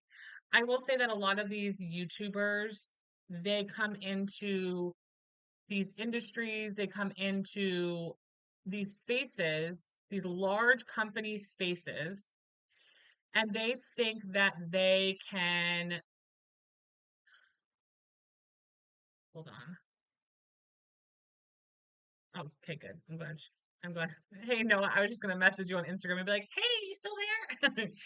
Because I can't see the timestamp of when you sent. So, the one thing I will say about these YouTubers that build these massive companies is that a lot of the times what ends up happening is that they don't they don't know how to run companies. They don't know how to do a lot of these people, and I think I'm gonna set out on a limb here, Jimmy included, is that they've never had a real job. They've never had a real job. So how would they know how to do any of this shit? You know what I'm saying? Noah, and you obviously, yeah, Noah, I'm gonna re-upload this later, and I'm gonna cut it for one video will be just the VPR stuff, so you guys can rewatch that, and then the other video is gonna be this Mr. B stuff, so the rewatch crew can watch all of this stuff back. So you guys can pick and choose what part of the videos you wanted to watch, whether that's the VPR stuff or if that's the Mr. B stuff. So that'll be on there. Yeah, I'm recording everything as we speak. Okay. And I'll edit it down and upload it hopefully tomorrow at the latest. So it'll all be there. So yeah, it doesn't surprise I'm happy that he decided to bring more people in that knew what they were doing, that understood how to run a company. And I think that that should have been a conversation when he started out with his massive company. I think that you should find people to help you run these things, whether that is on a smaller capacity or a lot, whatever it is. You know, him and his boys running this company together, making these videos together. Like, do you think any of his homies, his boys, okay? Do you think any of them have had a formal background check with Mr. Beast Incorporated, whatever he calls his company? Do you think that any of his bros have background checks? Do you think any of his bros have gone through formal hiring processes? No. No, of course they fucking haven't. And they probably won't after this. So it's like, I spent my life staring at retention charts and CTR, not how to structure a business. So just that's phase one, is making sure you're not fostering, you know, a culture that supports that stuff. And then inevitably, like I said, you can't ever guarantee when you're working with hundreds of people full time, and then when you add part-time people, potentially over 1,000 sometimes, you just got to make sure if there are issues that, you know, actual real issues, like if someone complains because someone peed on a toilet seat, like right. I'm not, oh well. But if there's an actual serious issue, then, you know, we'll bring in professionals who experience and, you know, getting down to it, interview them, gather the information. I'll recuse myself. I don't want to be the arbiter of truth. And then, you know, those experts who are experienced in handling those things, they'll tell me how to handle it. If they tell me to fire someone, I fire them. If they tell me to whatever, I'll do it. You know what I mean? I don't want to be the one who makes those decisions. So, and transparency, that's kind of, you know.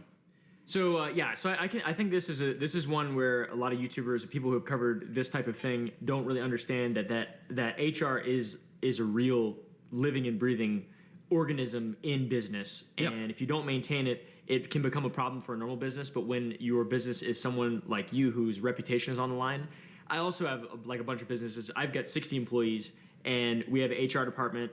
And like something happens once a month Yeah. where someone gets an anonymous report, and then we have to solve that problem, and then we actually You're evil. Yeah, and that's you know, that's how it feels sometimes. Yeah.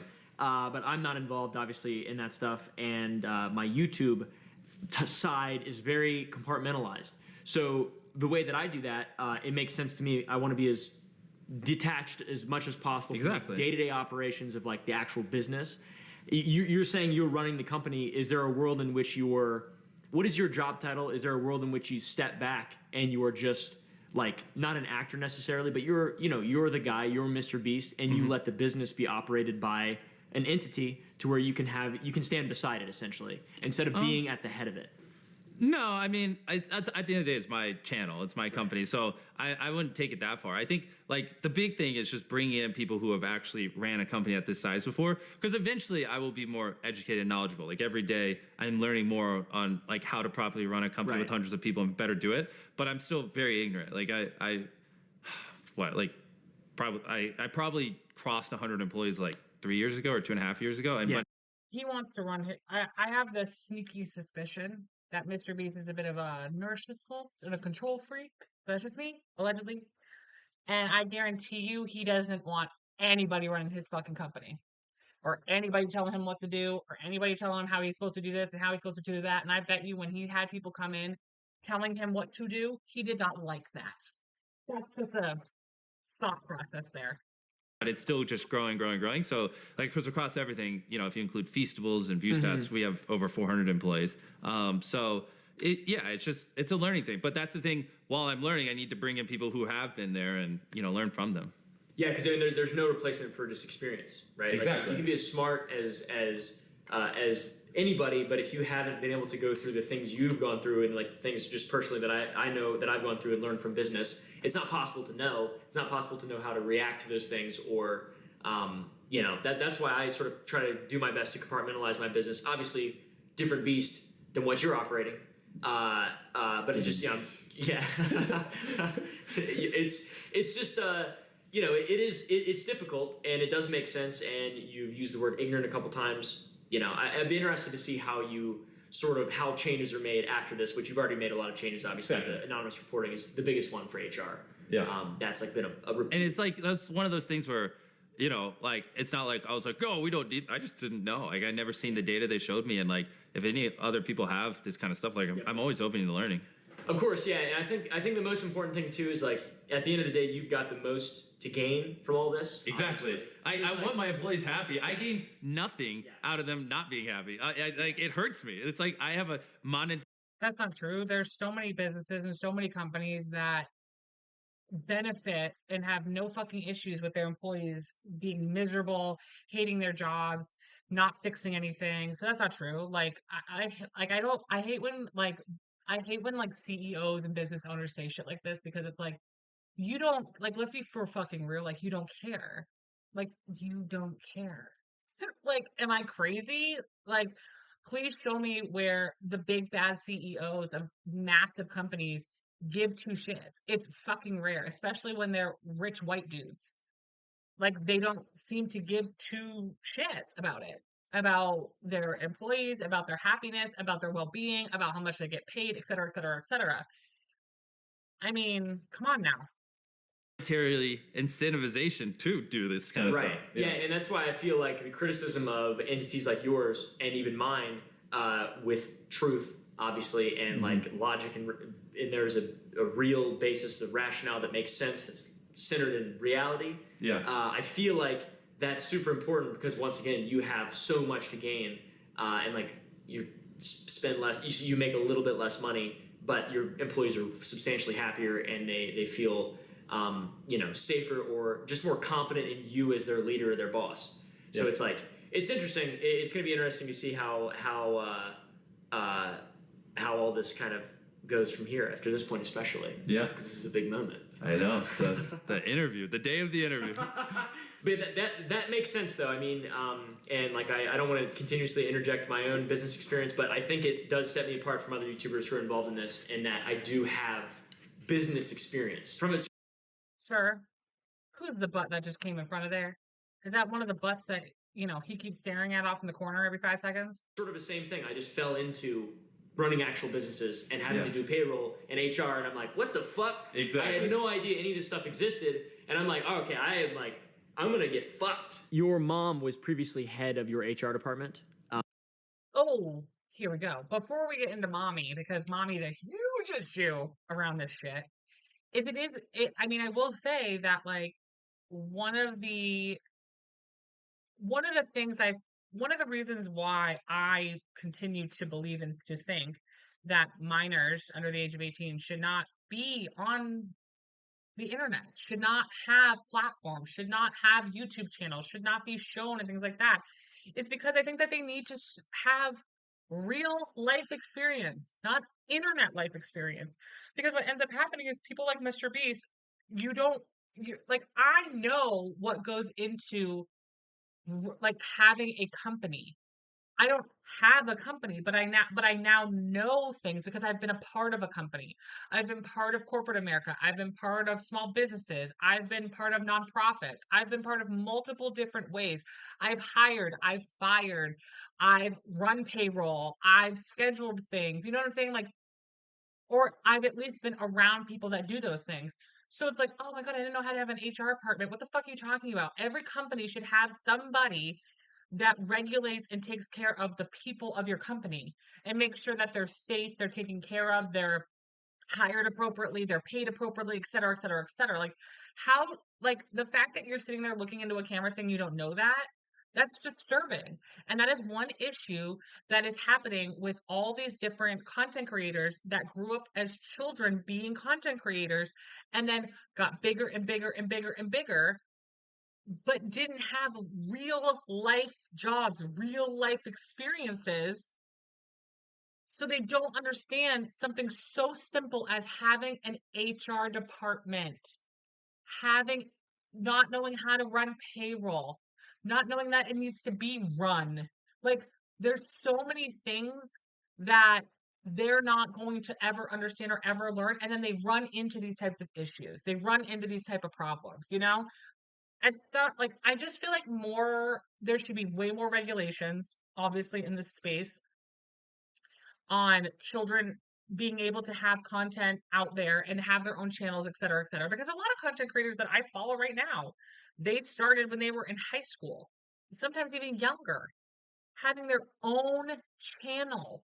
Okay. I'm not talking about having a family channel. I'm talking about having their own channel that parents approved of. And I find that to be like disturbing. And I don't think it's okay, you know? And that runs into if they get big enough and they make enough money, they don't have to have a real fucking job by the time they're 18 years old. They don't know anything. And then they run into all these issues and all these problems because they don't know how to handle that much money. They don't know how to handle this many people. They don't know how to handle this much criticism. They don't know how to understand how to be a boss, a manager, a leader. It runs into lots of issues. Okay. And now is 18 the cutoff? I don't know. I'm not in charge of this shit. Okay. These are just like my ideas and suggestions and opinions. And some of them are great opinions and suggestions. Some of them probably suck. Okay. And I'm aware of that. But at the end of the day, Jimmy is a great example of young baby internet people being raised on the internet, being allowed to have an internet presence at way too young of an age, and then not going through parts of life that I think everybody should have to at least go through a couple times just to get the gist of real life and how real companies are put together. Because every company on this planet, big or small, needs to have an HR department of some version that doesn't have the main CEO of the company as the go-to person, the main human as the person. And there's so many different ways you can have internal HR departments that are like the actual internal part of your company, but you can also have external ones come in and be your people if you're like a smaller company. Like there's so many ways to get like just something like that small, just something that simple. Okay. How to do like you're telling me that Mr. Beast knew how to do his taxes? My thing is like knowledge is power. So like think about how easy it is to get scammed by people that wanted to probably take over Jimmy's business, take over things about him, tell him how to use his money, where to use his money, where to do this, where to do that, who to hang out with, who not to hang out, blah, blah, blah. Think about how many people scammed him because he didn't know anything.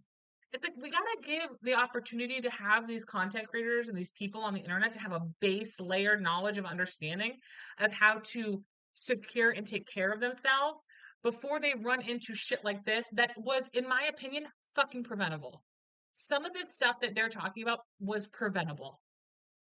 If he had the knowledge and the understanding, and if anybody around him gave a shit about him and wanted him to be successful and not run into these issues, someone should have stepped up and said, hey, this is not okay. But that's just me. And some people have criticized that as a conflict of interest. Did you personally, at the time, even consider that? And do you now also acknowledge that that is a conflict of interest? Oh, I agree. That's a dumb thing to do. Yeah. I do think context matters, though, because like this is where a lot of these things that I assume we're going to talk about is like people conflate current Mr. Beast with 400 employees and spending hundreds of millions of dollars a year with Mr. Beast when he's a teenager and starting. I mean, when I first started hiring people, it was like, oh, we went to high school together. You want to help me make videos? And I hired a couple of my friends from high school. And then I was like, how do I do taxes and this kind of stuff? And I was like, Mom, help. And I mean, I wouldn't say she's head of HR. I mean, she was, I guess, but she's also running finance, and it's not like a real company. We just get in this like little $700 no, actually that one was $1,080 a month office I was renting, and I'd just be like to this one guy that I knew from high school, all right, today you're gonna go paint this thing. Today, you, friend number 2, you're gonna like help me edit this, and you, friend number 3, you're gonna go to the store and buy 1,000 chickens that like scream when you press down on them. And Mom, I don't know, just make sure the IRS doesn't sue me. Like that's the time frame we're talking about here. But yes, I agree. Like it's stupid. Like you definitely shouldn't have your mom as an HR person. You should just hire someone who was educated in HR, which is obviously what we have. We have an HR team now. Yeah. So yeah, I agree. Yeah, I think, and that's sort of like one of the weird things from just a business perspective. Once again, it's like someone becomes. That's another issue. That's another issue that I have is that I don't like that this adult woman that was taking care of her child, and I try not to criticize parents very much because I don't know your life, I don't know your circumstances, I don't know what you've had to fucking deal with, obviously. But I do find it very disturbing, and his mom's not the only one that does this, that you are the adult. You should have enough knowledge. You clearly have been in corporate America. His mom's been in corporate America. Like, his mom's been around businesses. Why did you not step aside and say, hey, clearly I'm not the person to be HR, Jimmy. Somebody else should be, or we should hire somebody else. You make enough money. He's made enough money for long enough that they should fucking have somebody. Like, get for fucking real, please. And your mother is not the appropriate person to be HR, and your mother should have known that. And your mother should have said, hey, son, that clearly doesn't have enough experience in the fucking real world, let me help you here. And she didn't do that. That, to me, is weird and a red flag. It was HR by default. Yeah. Even if you don't say, well, this is the HR person, this is our contact. I mean, because like back then, it's like, I mean, if you had a problem, just tell me. There's like 5 of us. So, that's true. But yes, but still, I'm like, in this, I'm not trying to like deflect everything. Like, I mean, yes, obviously you should hire an actual HR person. Agreed. That's good advice. Yes. That's sound advice. I do agree with that. Shocker. Yeah, crazy. The no doesn't mean no policy that was criticized. That was crazy. I mean, when I first saw that, I was like, what the fuck? What, you're answering for me. Let me answer. Hold on. It was criticized, especially by Soggy recently, of having been taken out of context. Can you explain what the no doesn't mean no policy was and why it was in the... Yes. So, yeah. So... It's funny, even the word like policy, it's like, so when we started hiring more people, I wrote this little, I almost like advice book just for a lot of employees because I wasn't able to talk with people as much as I was early on. And one part of it that people, when this thing got leaked, and I wrote it with some other people in my company, it wasn't just me, but when this got leaked, there's a section that said no does not mean no, and then they just like cropped that out, and they're like, look, this is proof Jimmy's immoral and evil. When obviously, like you were saying, if you read the context below, it makes sense. The gist of why we had a section that said no does not mean no is because we do, I don't know if anyone's ever seen our videos, crazy things that have never been done before, right? No one's ever, on YouTube at least, buried themselves alive for 7 days. No one like tries to dangle an obstacle course from cranes. And it's like, the problem I kept running into early on when I was hiring people is I'd be like, hey, I want to do this. And then they would go call someone. So like, let's say the obstacle course in the sky, where we had like this obstacle courses that Mac did, held up by these cranes, weighed like 100,000 pounds or whatever. Like they would call crane companies and they'd be like, no. And then they'd be like, okay, hang up. And they'd come to me and they'd go, Jimmy, they said, no, we can't do it. The video's not possible. And it's like, okay, well, of course they're going to say no, because everything we do has never been done before. But like, ask them why. And like, obviously, if they don't be rude, but if they say no, just try to understand why, right? And a lot of times you'll have an instance where like, well, we can't get all the cranes at one time because we're renting them out. And it's like, okay, perfect. That we respect that, but can I offer something before you actually hard say no? What if we went to the 2 or 3 other clients that day that rented the cranes, we paid them 5 times the amount of money they paid to rent those cranes to just, rent them a week later. And let's just see. And then the company would usually be like, oh, you would do that? It's like, yeah, like we want to work with you to find a solution to make your problem our problem and solve it. And then like, then a hard no will 50% of the time turn into, oh, well, yeah, actually we can do it if you're willing to spend a little extra money or whatever. So that was me trying to educate my employees on that. And somehow, well, I don't know, I'm not even going to say somehow, I know how. I mean, people who didn't care about the truth and just, wanted to spread disinformation and manipulate and lie to millions of people, which it worked, spun that into, I'm not even going to state the obvious, but which made no sense because the context for it was literally written right below it. But that just shows the ill will intent of certain people. Yeah, because no doesn't mean no. That is like, there's just a massive, heavy negative connotation with that, obviously, in the zeitgeist. So, yeah, that makes perfect sense. And Hold on. Let's go back and read said context that we were given. Let's find it. Where are we? Hello, where are you? Right there-ish. Here we go. All right, so no does not mean no. When dealing with people outside Mr. Beast production, never take a no at face value. If we need a store to buy everything inside of and you call the local Dollar Tree and the person that answers says no, you can't film here, that literally does not mean shit. Okay, so first of all, let's start off with we already have a problem. That literally doesn't mean shit is so unprofessional. Like as someone I have made employee handbooks. I personally have made multiple employee handbooks for multiple companies, multiple businesses, multiple groups. Okay. Me personally, Samantha. Okay. The amount of editing and vetting you have to do, depending on the company, obviously, and depending on the if it's a corporation, if it's a small business, if it's a nonprofit, if it's a town business, like it just all depends, obviously. But the amount of people that should be reading this, going through it and editing it is a lot of fucking people. I can't tell you how many times I would create the baseline, like just the base one, okay? And the first thing I would do is I would just hand it off to people and I go, okay, here we go. Like my boss, my boss's boss, the people that are in charge and are going to have to hold this shit accountable. Okay.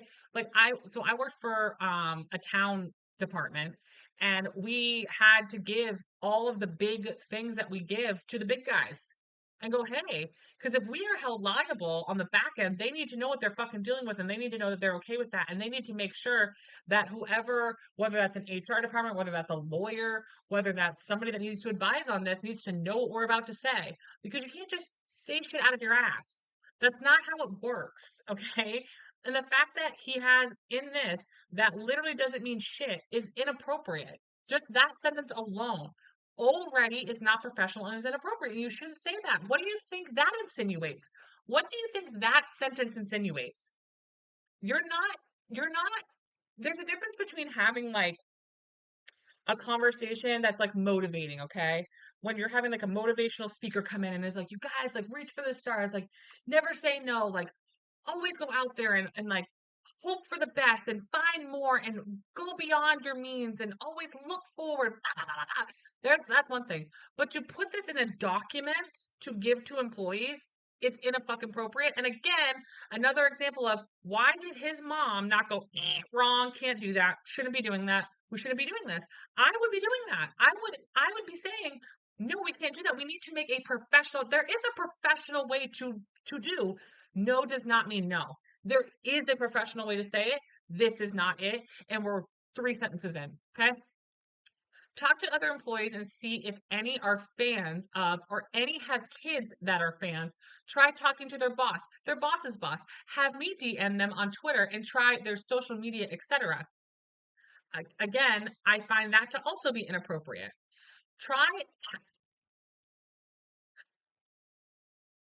see if they are fans or if any have kids that are fans.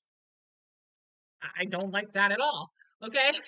If after all avenues are exhausted, you are left with a no, that doesn't mean don't try the other Dollar Trees because the manager of those could be huge fans and willing to bend the rules. That's also a problem. Bend the rules.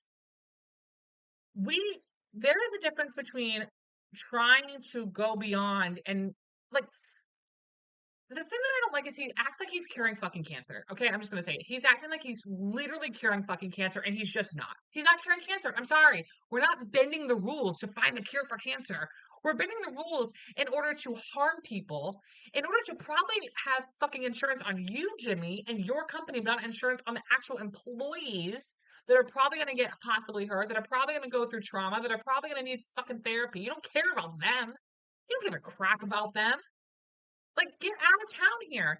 And this bend the rules thing, that doesn't foster a good environment to tell your employees that it's okay to bend the rules. What rules are they allowed to bend? Rules that you're okay with them bending? Or rules that like it's not appropriate. Not appropriate. Basically what I'm trying to convey, that sentence right there, not good. When you're writing things for employees, you have to be as specific as possible. And to be an asshole, you have to write for the dumbest person in your company. And I know that sounds so fucking mean, but it's the truth. You have to write for someone that one employee that just don't get it. You got to be prepared for that person so that way you're ready to explain these things to them at all times. Okay. And when you're writing things like basically, that doesn't help. It's way too vague. Basically, what I'm trying to convey is that we call pushing through no. Don't just stop because one person told you no. Stop when all conceivable options are exhausted. Stop when we've bribed them. That's like the vibe I'm getting is like, why haven't we bribed them? What's wrong with that? This is one of many tools that, when combined dramatically, improve your probability of success when producing here. You guys, it's giving the vibe of let's just bribe them and we'll get what the fuck we want. There's always a way. There's always a way. Give them a little, give them a little money under the table. Like that's the shit that I'm hearing. That's just me though. No doesn't mean no. I mean, that is like, there's just a massive, heavy negative connotation with that, obviously, in the zeitgeist. So, also, if Jimmy had any fucking business experience or knew anything about anything, he would know that phrase alone is going to have a negative connotation and he shouldn't have used that phrase. And if he had people that vetted these things, because I guarantee you, and I'm probably wrong and that's okay, but I almost guarantee you from the vibe that I'm getting from this, I almost guarantee you that him and his boys wrote this up and just sent it out. They probably didn't even vet it. They probably didn't even ask anybody else. They probably didn't do any of that. They probably were just like, you guys, this is fucking genius. Like, let's motivate the employees, bro. Like, that's probably what happened. And if you knew anything, like, you say you have so many women on staff, especially at his lunchly company, okay? So you say your staff is diverse. You say you have a lot of women on staff. So you're telling me not one woman said that's not a good idea. No means no. I don't care what comes after it. That's a bad idea. I would have, if I was on staff and I was a part of this process, which I'm going to guarantee you nobody with a brain cell was a part of it. I would have said, do not call this section no means no. Literally don't do it. This is the dumbest idea I've ever heard in my life. Don't call this no means no. Name it anything else. Like, search further beyond. Like, there's so many other things he could have called it, and no means no. And I don't know the time frame of when he put this out. I don't know what time frame he gave this to his employees. But if it was any time after the Me Too movement, you're just an ignorant idiot. Like, you're just ignorant. Yeah, I mean that makes perfect sense in a vacuum, or in with this context, it does make perfect sense. But you got to see, if I were to be like, yeah, this guy Mr. Beast, he's getting canceled for all kinds of crazy shit. And he has a no doesn't mean no policy. Anyways, like that's crazy. I know. That's fucking. And you should insane. throw it on screen so your viewers can so see. they can actually see it. Oh yeah, that's a whole. You can see the context because it clearly lays it out. So no one actually saw that and thought what these channels were implying. Yeah. They just willfully were ignorant so they could get 1 out of 10s and make some money. I mean, that's the truth. Like, I'm sorry, but now on to sort of content production and the question of authenticity behind the content that you make. There have been claims that you use some CGI in your videos, that is computer-generated imagery. Do you think the use of CGI can undermine the credibility or authenticity of the content that you're making? And if so, why do you choose to use it? Good question. And yes, I do think rampant use of CGI can undermine it. And I try to do my best to be transparent. Did you ever see So Crispy's video where they showed the behind the scenes of our Squid Game video? I did, yes. Yeah, so we've done that. We've done lots of BTS videos on them, and we've done other BTS videos. So I try to show it transparently, but let me think about it. I mean, honestly, the truth is, like, obviously there are channels like Corridor Digital and stuff like that, but can you really think of any, like, entertainment channels like mine that really do this, like even have the budgets to kind of do this kind of stuff? It's something I've always thought a lot about, because like we're really pushing boundaries, and like I want to like keep leveling things up, and I think that's a cool way to do it, but it's not like there's some like playbook on how to like incorporate it, right? Because no one else really does it. Like something I was thinking about is like also we rarely use it. Like, I mean, maybe like 0.1% of my shots. Like if we have like a background that like doesn't look too cool, like it's just like black, but it looks a little off, we'll just like darken it out in post. Like that's like majority of what we do, or sometimes we'll extend a set. But I was thinking, like, when we do, because we pour millions of dollars into these videos. We build massive sets. Like we For me, I think the only thing I would be concerned about with the CGI situation is it taking away from like the integrity and the truth of the video. And if it's not, if it's just because of a fucking background, but the background has nothing to do with the video as a whole, like the integrity. Does that make sense? Like that I'd be fine with. Like I don't give a shit. You want to put like a CGI background in, have a great old time. Like, but if it's taking away from the truth and the honesty and the integrity of the intention of the video, that's when I'm like, no, we can't be doing that. Like we shouldn't be doing that. He's also, in his defense, he's not a fucking lifestyle vlogger. He's not a lifestyle vlogger. Like he's not someone that does interviews like he's doing right now with somebody. Like, you know, you have people like Trisha Paytas's podcast, because I'm like looking at it here on my screen here. But where it's like a one-on-one interview style, like a podcast or whatever. Like he's doing these huge theatrical, massive sets, massive experiences. You know what I'm saying? So like I don't really care about that. If he starts CGIing like people, or CGIing like what people are saying, like, you know what I'm saying? Like the integrity, like again, if the integrity of the video is being lost and the truth of the video is being lost, then I care.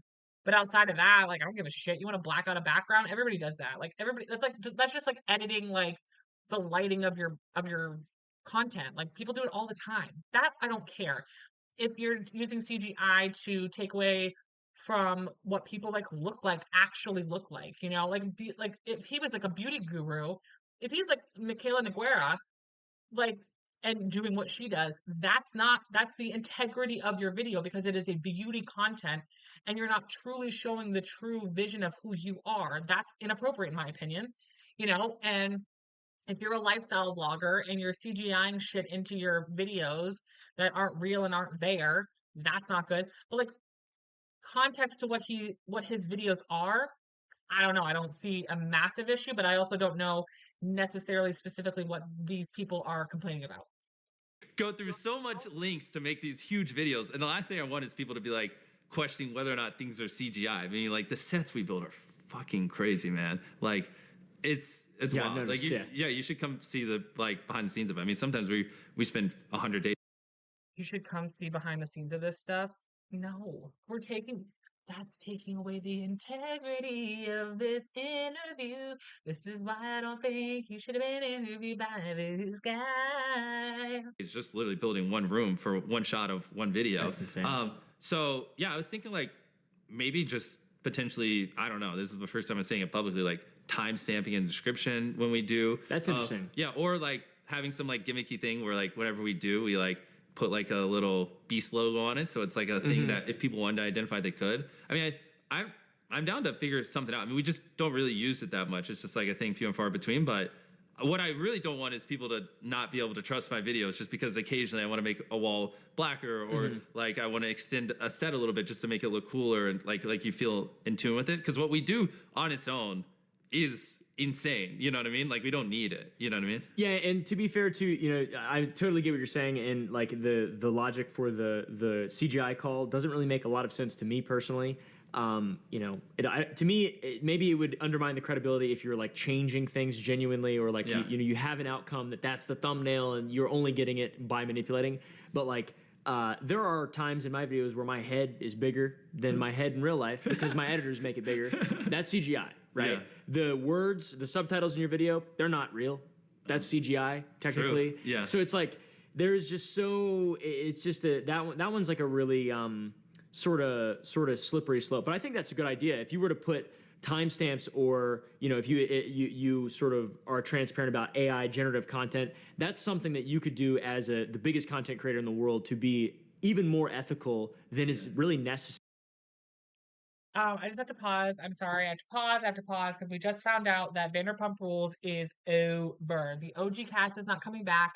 Ariana and multiple sources have said that they are not coming back, which is so sad and depressing. And I will have to be making a video about that because holy shit, that is so fucking sad. I'm so disturbed. I'm so sad. I'm so disturbed. I'm so sad. Let's finish this part of the video. Let's just finish this section of the video. Okay?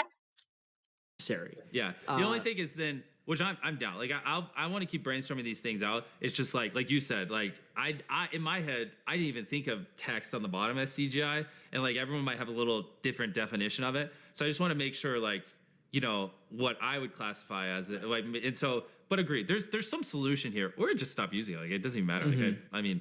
We build crazy sets. It's usually just to make them look 1% cooler. You can figure it out. Yeah. So there is some answer here. Like that's not a thing that scares me. You know what I mean? Definitely. Yeah. I think people would appreciate the transparency on that as well. Like because it's. I mean, reality television. It's all extremely manipulative, and I think that's like the basis of it.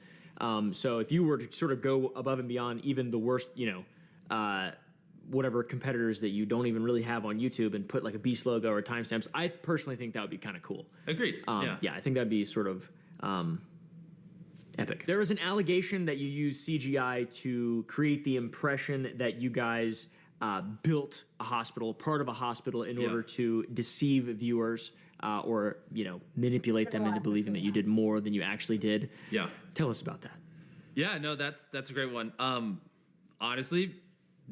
Truthful, dumb mistake. At the start of one of our Beast Philanthropy videos, they were trying to show what this like building looked like in the past, and in the past that hospital wasn't there, so they removed it in the editing.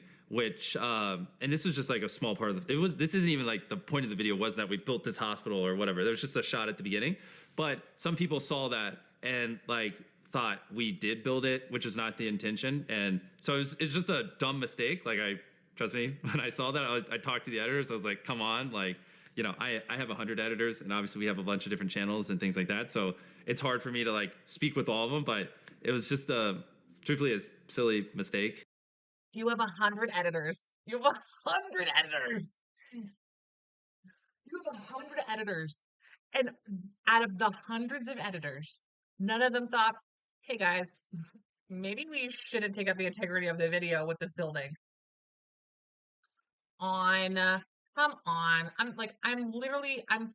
This is what I'm talking about. If it takes away from the integrity of the video, then the CGI needs to not be there. This is an example of taking out the integrity of the video. But we never said we built that hospital or anything. But I could see how some people might perceive that we Yeah, were of course. trying to like give off that we were, and it's a little unfortunate because Beast Philanthropy, my YouTube channel, how do I say this? I also don't like that this guy really doesn't like. There isn't a volleyball, like, you know, Mr. Beast is like, yeah, like we like volleyball back and forth. I'm like not used to this style of content, blah blah blah. Shut up.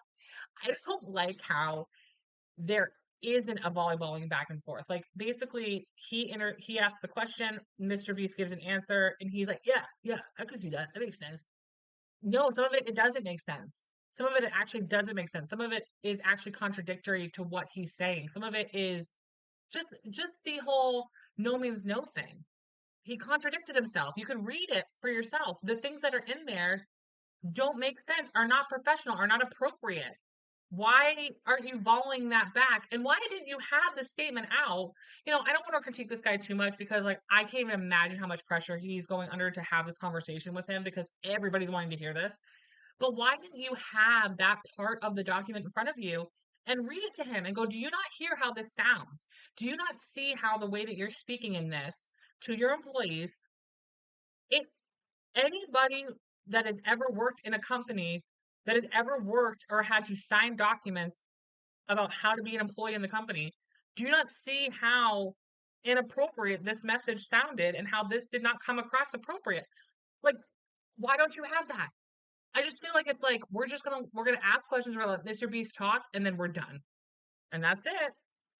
You're not gonna go, hey, that doesn't make sense, or hey, I don't like that, or hey, I don't think that's what the audience was saying. Like for me, I feel like the interviewer is supposed to almost be like speaking for the audience and asking questions for the audience and then getting the answers for the audience, and that's not happening. That's just that I feel like that's not happening. As far as like I'm not trying like is literally owned by a 501c3. Like it's a YouTube channel that is a nonprofit, which is crazy. Like as far as I know, that's the only one. And Beast Philanthropy does so much good. And like that, you know what's the only reason people. This is what's funny because like to the people like trying to call me evil and say we fake philanthropy. The only reason anyone even knows any of this is because we actually did a behind the scenes video on that video. So like clearly I wasn't aware of this because we did BTS and we were the ones who revealed this information. You know what I mean? So like if we were trying to hide things, like we wouldn't have done BTS on that video. That's how people got this information. So it's just like a little mistake, but it's sad because now people are using that to point at our Beast Philanthropy channel, which does a lot. I mean, it we'll just scroll through the videos. I mean, whether we're building schools in Africa or giving electricity to remote villages, or we're giving clothes to people who don't have it, or we're feeding people. I mean, it does a lot of really good projects. Now, truthfully, that channel is struggling to get brand deals because of all the slander on it, because everyone, you know, has convinced advertisers that the videos are fake and that it doesn't actually do philanthropy. And it's like, it does. And just like one little editing mistake on one of dozens of videos. Like, I mean, it's unfortunate because it's actually having a pretty severe impact on the charity and its image. And like, I don't know, just unfortunate. You think the impact is not obviously just the CGI hospital edit, but just the entire situation in general? No, I mean, of course, the entire general situation, but no, after that hospital thing, a lot of people made videos saying Beast Philanthropy is fake and saying we fake our philanthropy, and it's specifically attacking it. And then, you know, like that whole 100% of the revenue on the charity, on the channel is what we use to fund the charity. And I have a hard time believing that that's the only reason why these massive corporations don't want to work with him. I could name a multitude of things as to why people don't want to work with Mr. Beast right now. And it's not just because of an editing mishap that happened on his channel. It's a lot more than just an editing mishap. Like some of the allegations towards him, which again, I'm waiting for them to discuss. Some of these allegations towards him and his company are companies aren't going to want to touch with a 10-foot fucking pole. And it's not editing. I think a lot of these companies can get past the editing part, the editing and building out. We can get past that. We've gotten past way more, you know, with some of these people. And also and this isn't just Mr. Beast, it's a lot of different content creators, a lot of different people that are like, well, I have a charity and I have this and I donate money here and I donate this there. And it's like, okay, that doesn't make you better than anybody else on this planet. There are many rich people, many. You think Jeff Bezos doesn't donate money to people? You think Elon Musk doesn't donate money to people? You think Donald Trump doesn't donate money to people? They all donate money to people. They all have charities. They all have these like these organizations or whatever they're called, 501(c)s. You know, they all multiple people, evil people have these and give money to certain things. That doesn't mean that they're not evil. That doesn't mean that they don't make bad choices. That doesn't mean that exempts them from anything. That doesn't save you from anything. Many times, a lot of these gross people, and that doesn't mean Mr. Beast is one of these people, but many of these people that do these, they use those as ways to funnel money, as ways to hide things, as ways to, for like so much shit. So it's like, okay, cool, you have, Mr. Beast philanthropy or whatever. That doesn't mean that you're exempt from the shit behavior you have. That like spooked off a lot of people because they're like, oh, so this charity's not authentic. Because like obviously people don't want to work with a charity that's not legit, which Beast Philanthropy is as legit as it gets. Just one little editing mistake, which I get now I'm sounding like I'm downplaying. I mean, it was just a mistake in editing. Doesn't discredit all the projects Beast Philanthropy has done around the world and the tens of thousands of lives it's changed. And I mean, yeah, it's just unfortunate.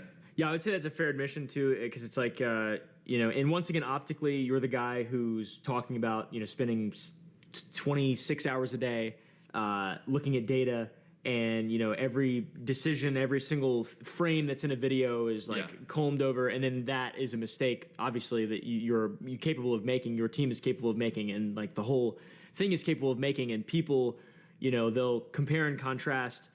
Whether they know or not, like they think everything you're doing is 110% deliberate. Yeah, well, and that's the unfortunate part because like if someone, again, just to be clear, the only reason anyone even knows is because we did BTS. So I mean, but if that would have happened, 8 months ago, I would have just responded to a tweet saying my bad and just like re-edited it in YouTube Editor and just added a voiceover and it would have been fine. It's just now that due to the circumstances, everyone's like, we finally got the proof. The philanthropy's fake. He's fake, and like let's tear down his charity. And yeah, I mean. But yeah, it's just a silly editing mistake. Like the VO we should just had VO over that clip just saying we didn't build this hospital. But it was also not even the whole point of the video. It's just like if you watch it, it's just a clip at the start. It's literally not even what the video is about. Mm-hmm. So you've mentioned the behind the scenes footage of that, specifically the hospital video in regard to your philanthropy channel. Would you be willing to or consider releasing like more detailed behind the scenes footage or a breakdown of that with the VO you're talking about? Or the editors who worked on it and sort of their thoughts and opinions or whatever, because they're the ones working on it, right? Like on that video specifically. Or just in general. Yeah, well, that one in specifically. I mean, we're owning up to it. I mean, I don't want to put them on blast publicly. Mm-hmm. Like it was a silly little mistake. Obviously, we talked about how we could prevent it in the future, but I'm sure, shocker, at some point we're gonna have some other editing mishap over. Yeah. So I mean, that's not something I can't guarantee will ever happen again, mm-hmm. but like we. Again, I find it kind of crazy that you're going to sit here and say that you have 100 editors. You have 100 editors. Do they all work on the same project? I'm going to assume no. I'm going to assume they're on like teams or whatever, and they're working on multiple projects. They have 100 editors, and nobody caught that? I don't know. We're doing our best to make sure it doesn't. But in general, I would love to do more behind the scenes. Like, mm-hmm. I think throughout all this, I think what is causing some of this is like confusion is because there is so much mystery around how we do our videos because people don't know how we do it. It's like it's almost easier to believe there is this like they're fake or they're rigged, and he didn't actually build a bunker and put it underground and have two people live in it for 100 days and record the entire time and do all this. It's almost getting to a point where it's easier to believe it's not real. And I think like just having more transparency and doing behind the scenes would help. I've been wanting to do that for a little bit. It's just, truthfully, I just got to build the team. I was, we're looking into getting some editors and like a person dedicated for doing it. Like, cause we have to like intentionally film those shots. Right. A lot of it is like, so we're like building out the team. It's just like, it just takes time. Like, you even need someone who will make the thumbnails for it. And, like, I also don't want there to be editing mistakes in this. So I need someone who's doing QC. And that's like a really important thing because I don't want them to post it and make a claim in the BTS that's not true and say, hey, we spent $500,000 on this bunker, and it was actually $480,000, right? Yeah. Which is these are the little kinds of things that because I have such a large company, people will do, and they think it's innocent, but it's like no, like but at the end of the day, it's my name on it. And so it's like, in theory, it seems simple. Like, oh, you're already filming, just throw a BTS. But there's a whole big process in it to make sure that's also true and authentic and good and actually edited well. And so, I mean, I don't know when I'll be able to build out the team and get it right, but I think that will help a lot. If people knew like the effort and work that went into the videos and like just how we do it, I think they would look at it differently and be like, oh, okay, I see. Yeah, and I think to circle back a little bit, I don't think even showing the, in behind the scenes, like if that were to have existed specifically with like the philanthropy stuff or another time where you're adding CGI or whatever, if you had the intention of the people who are doing it, in that behind the scenes footage, it wouldn't be necessarily even putting them on blast or showing any mistake you would have from the very beginning, transparency. Yeah. So I think that would be, I mean, that would be I'm on awesome. the same page here. Hey, if anyone watching this wants to help work on my BTS channel, I'm actually serious. We're actively hiring and trying to figure it out. So I mean, yeah. I really think that would help a bunch. Like just plus, I just want to show people how we do this stuff. Like it's pretty crazy the stuff we're doing now. I mean, realistically, it sounds like some of these problems. If like there was just sort of you have the opportunity now to just be like. Mr. Beast is just going to make a behind the scenes, a behind the scenes, a behind the scenes, a behind the scenes. I mean, at some point you do have to get. At some point, I will say this. At some point, you do have to get to a point where you're not. You can only prove so much. You can only prove so much. If people have a certain feeling about you or a certain idea about you, you can only literally prove so much to people. Because people are going to believe what they want to believe. People are going to think what they want to think. And sometimes there's just no coming back from the things that you've done. And you're going to lose a fan base. It just is what it is. So it's like you can only prove so much. At some point, you do have to move on and just prove. You shouldn't have to prove things by showing all this evidence all the time. You should just prove it by your actions moving forward when you do make new videos or new things pop up. That's all he's going to be able to do at the end of the day. Super ethical and hire a couple more teams for transparency and do something that not only the 300 million subscriber YouTuber, but like you are leaps and bounds ahead of everybody else in terms of like transparency. Yeah. Which people really like that type of stuff. Even if they don't like search out for it, they just like to see someone who's honest and relatable. I agree. And like, you guys are really good at this insane Mr. Beast thing, but like you said, even with sort of talking about the allegations in the beginning, you didn't want to make a video where you're just sitting and it just feels cringe and awkward. Yeah, no. Like but it makes sense, right? Like I get your perspective and the outsider's perspective. It's cool to see, how it's not cool to see how angry people can get, but it is cool to see that there is a possible answer to those situations, like being super ethical and transparent in a way that nobody else has ever been before. I agree. Yeah, I feel like you could probably do that. So there's evidence that you put your previous employees, friends, whatever, controlled opposition in your challenge videos, such as the 100 boys versus 100 girls video. Yeah. Did you put them in that video or videos like that specifically to rig the outcome of the challenge? The challenge? And if so, do you think that's acceptable, Mr. Beast? I know. That one was a big one. Videos talking about my 100 boys versus 100 girls video in the last couple months. That one, people really talked about that one. So yes, Sagi's video, he talked about this and uncovered it. I'm surprised more people didn't. Like my girlfriend after that video literally went on a podcast and described this. So it's not even like this was hidden information. This has been out there. All right, hold on a second. I'm gonna see if they're gonna talk about Rosanna Pansino, because literally, like, that's like the biggest thing that I want to hear him talk about is I want to see him talk about Rosanna. I don't like that he didn't timestamp stuff. Like, yeah, you want to hear the whole thing, but like, come on, dude. Let's timestamp a couple things. Let's show the transcript. We're following along using the transcript. Show transcript. Well, there isn't a transcript.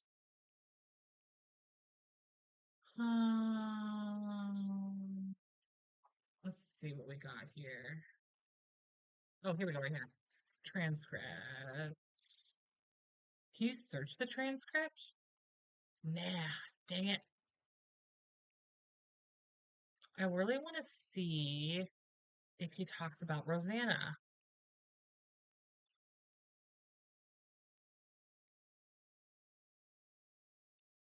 I'll have to look up another. I'll have to scan through this a little bit more and maybe do a reaction of if he says anything about There's a Rosanna comprehensive Pansino. report published. But what I'm going to do is I'm going to pause from here. And if you guys want me to make a video reacting to the rest of this, just let me know. I'd be happy to do that. I will also link the video below. You guys can go watch it yourself if you want, and get more information. And then if I find anything out where he talks specifically about Rosanna, I will definitely make a reaction video to that and put that out there. I will also make sure to have timestamps in the videos that I'm going to edit and cut down to put on my channel, so you guys can have separation of Vanderpump Rules stuff and obviously this Mr. Beast stuff. So hopefully you guys will have a nice little cut of each, and you guys can pick and choose what you want to do.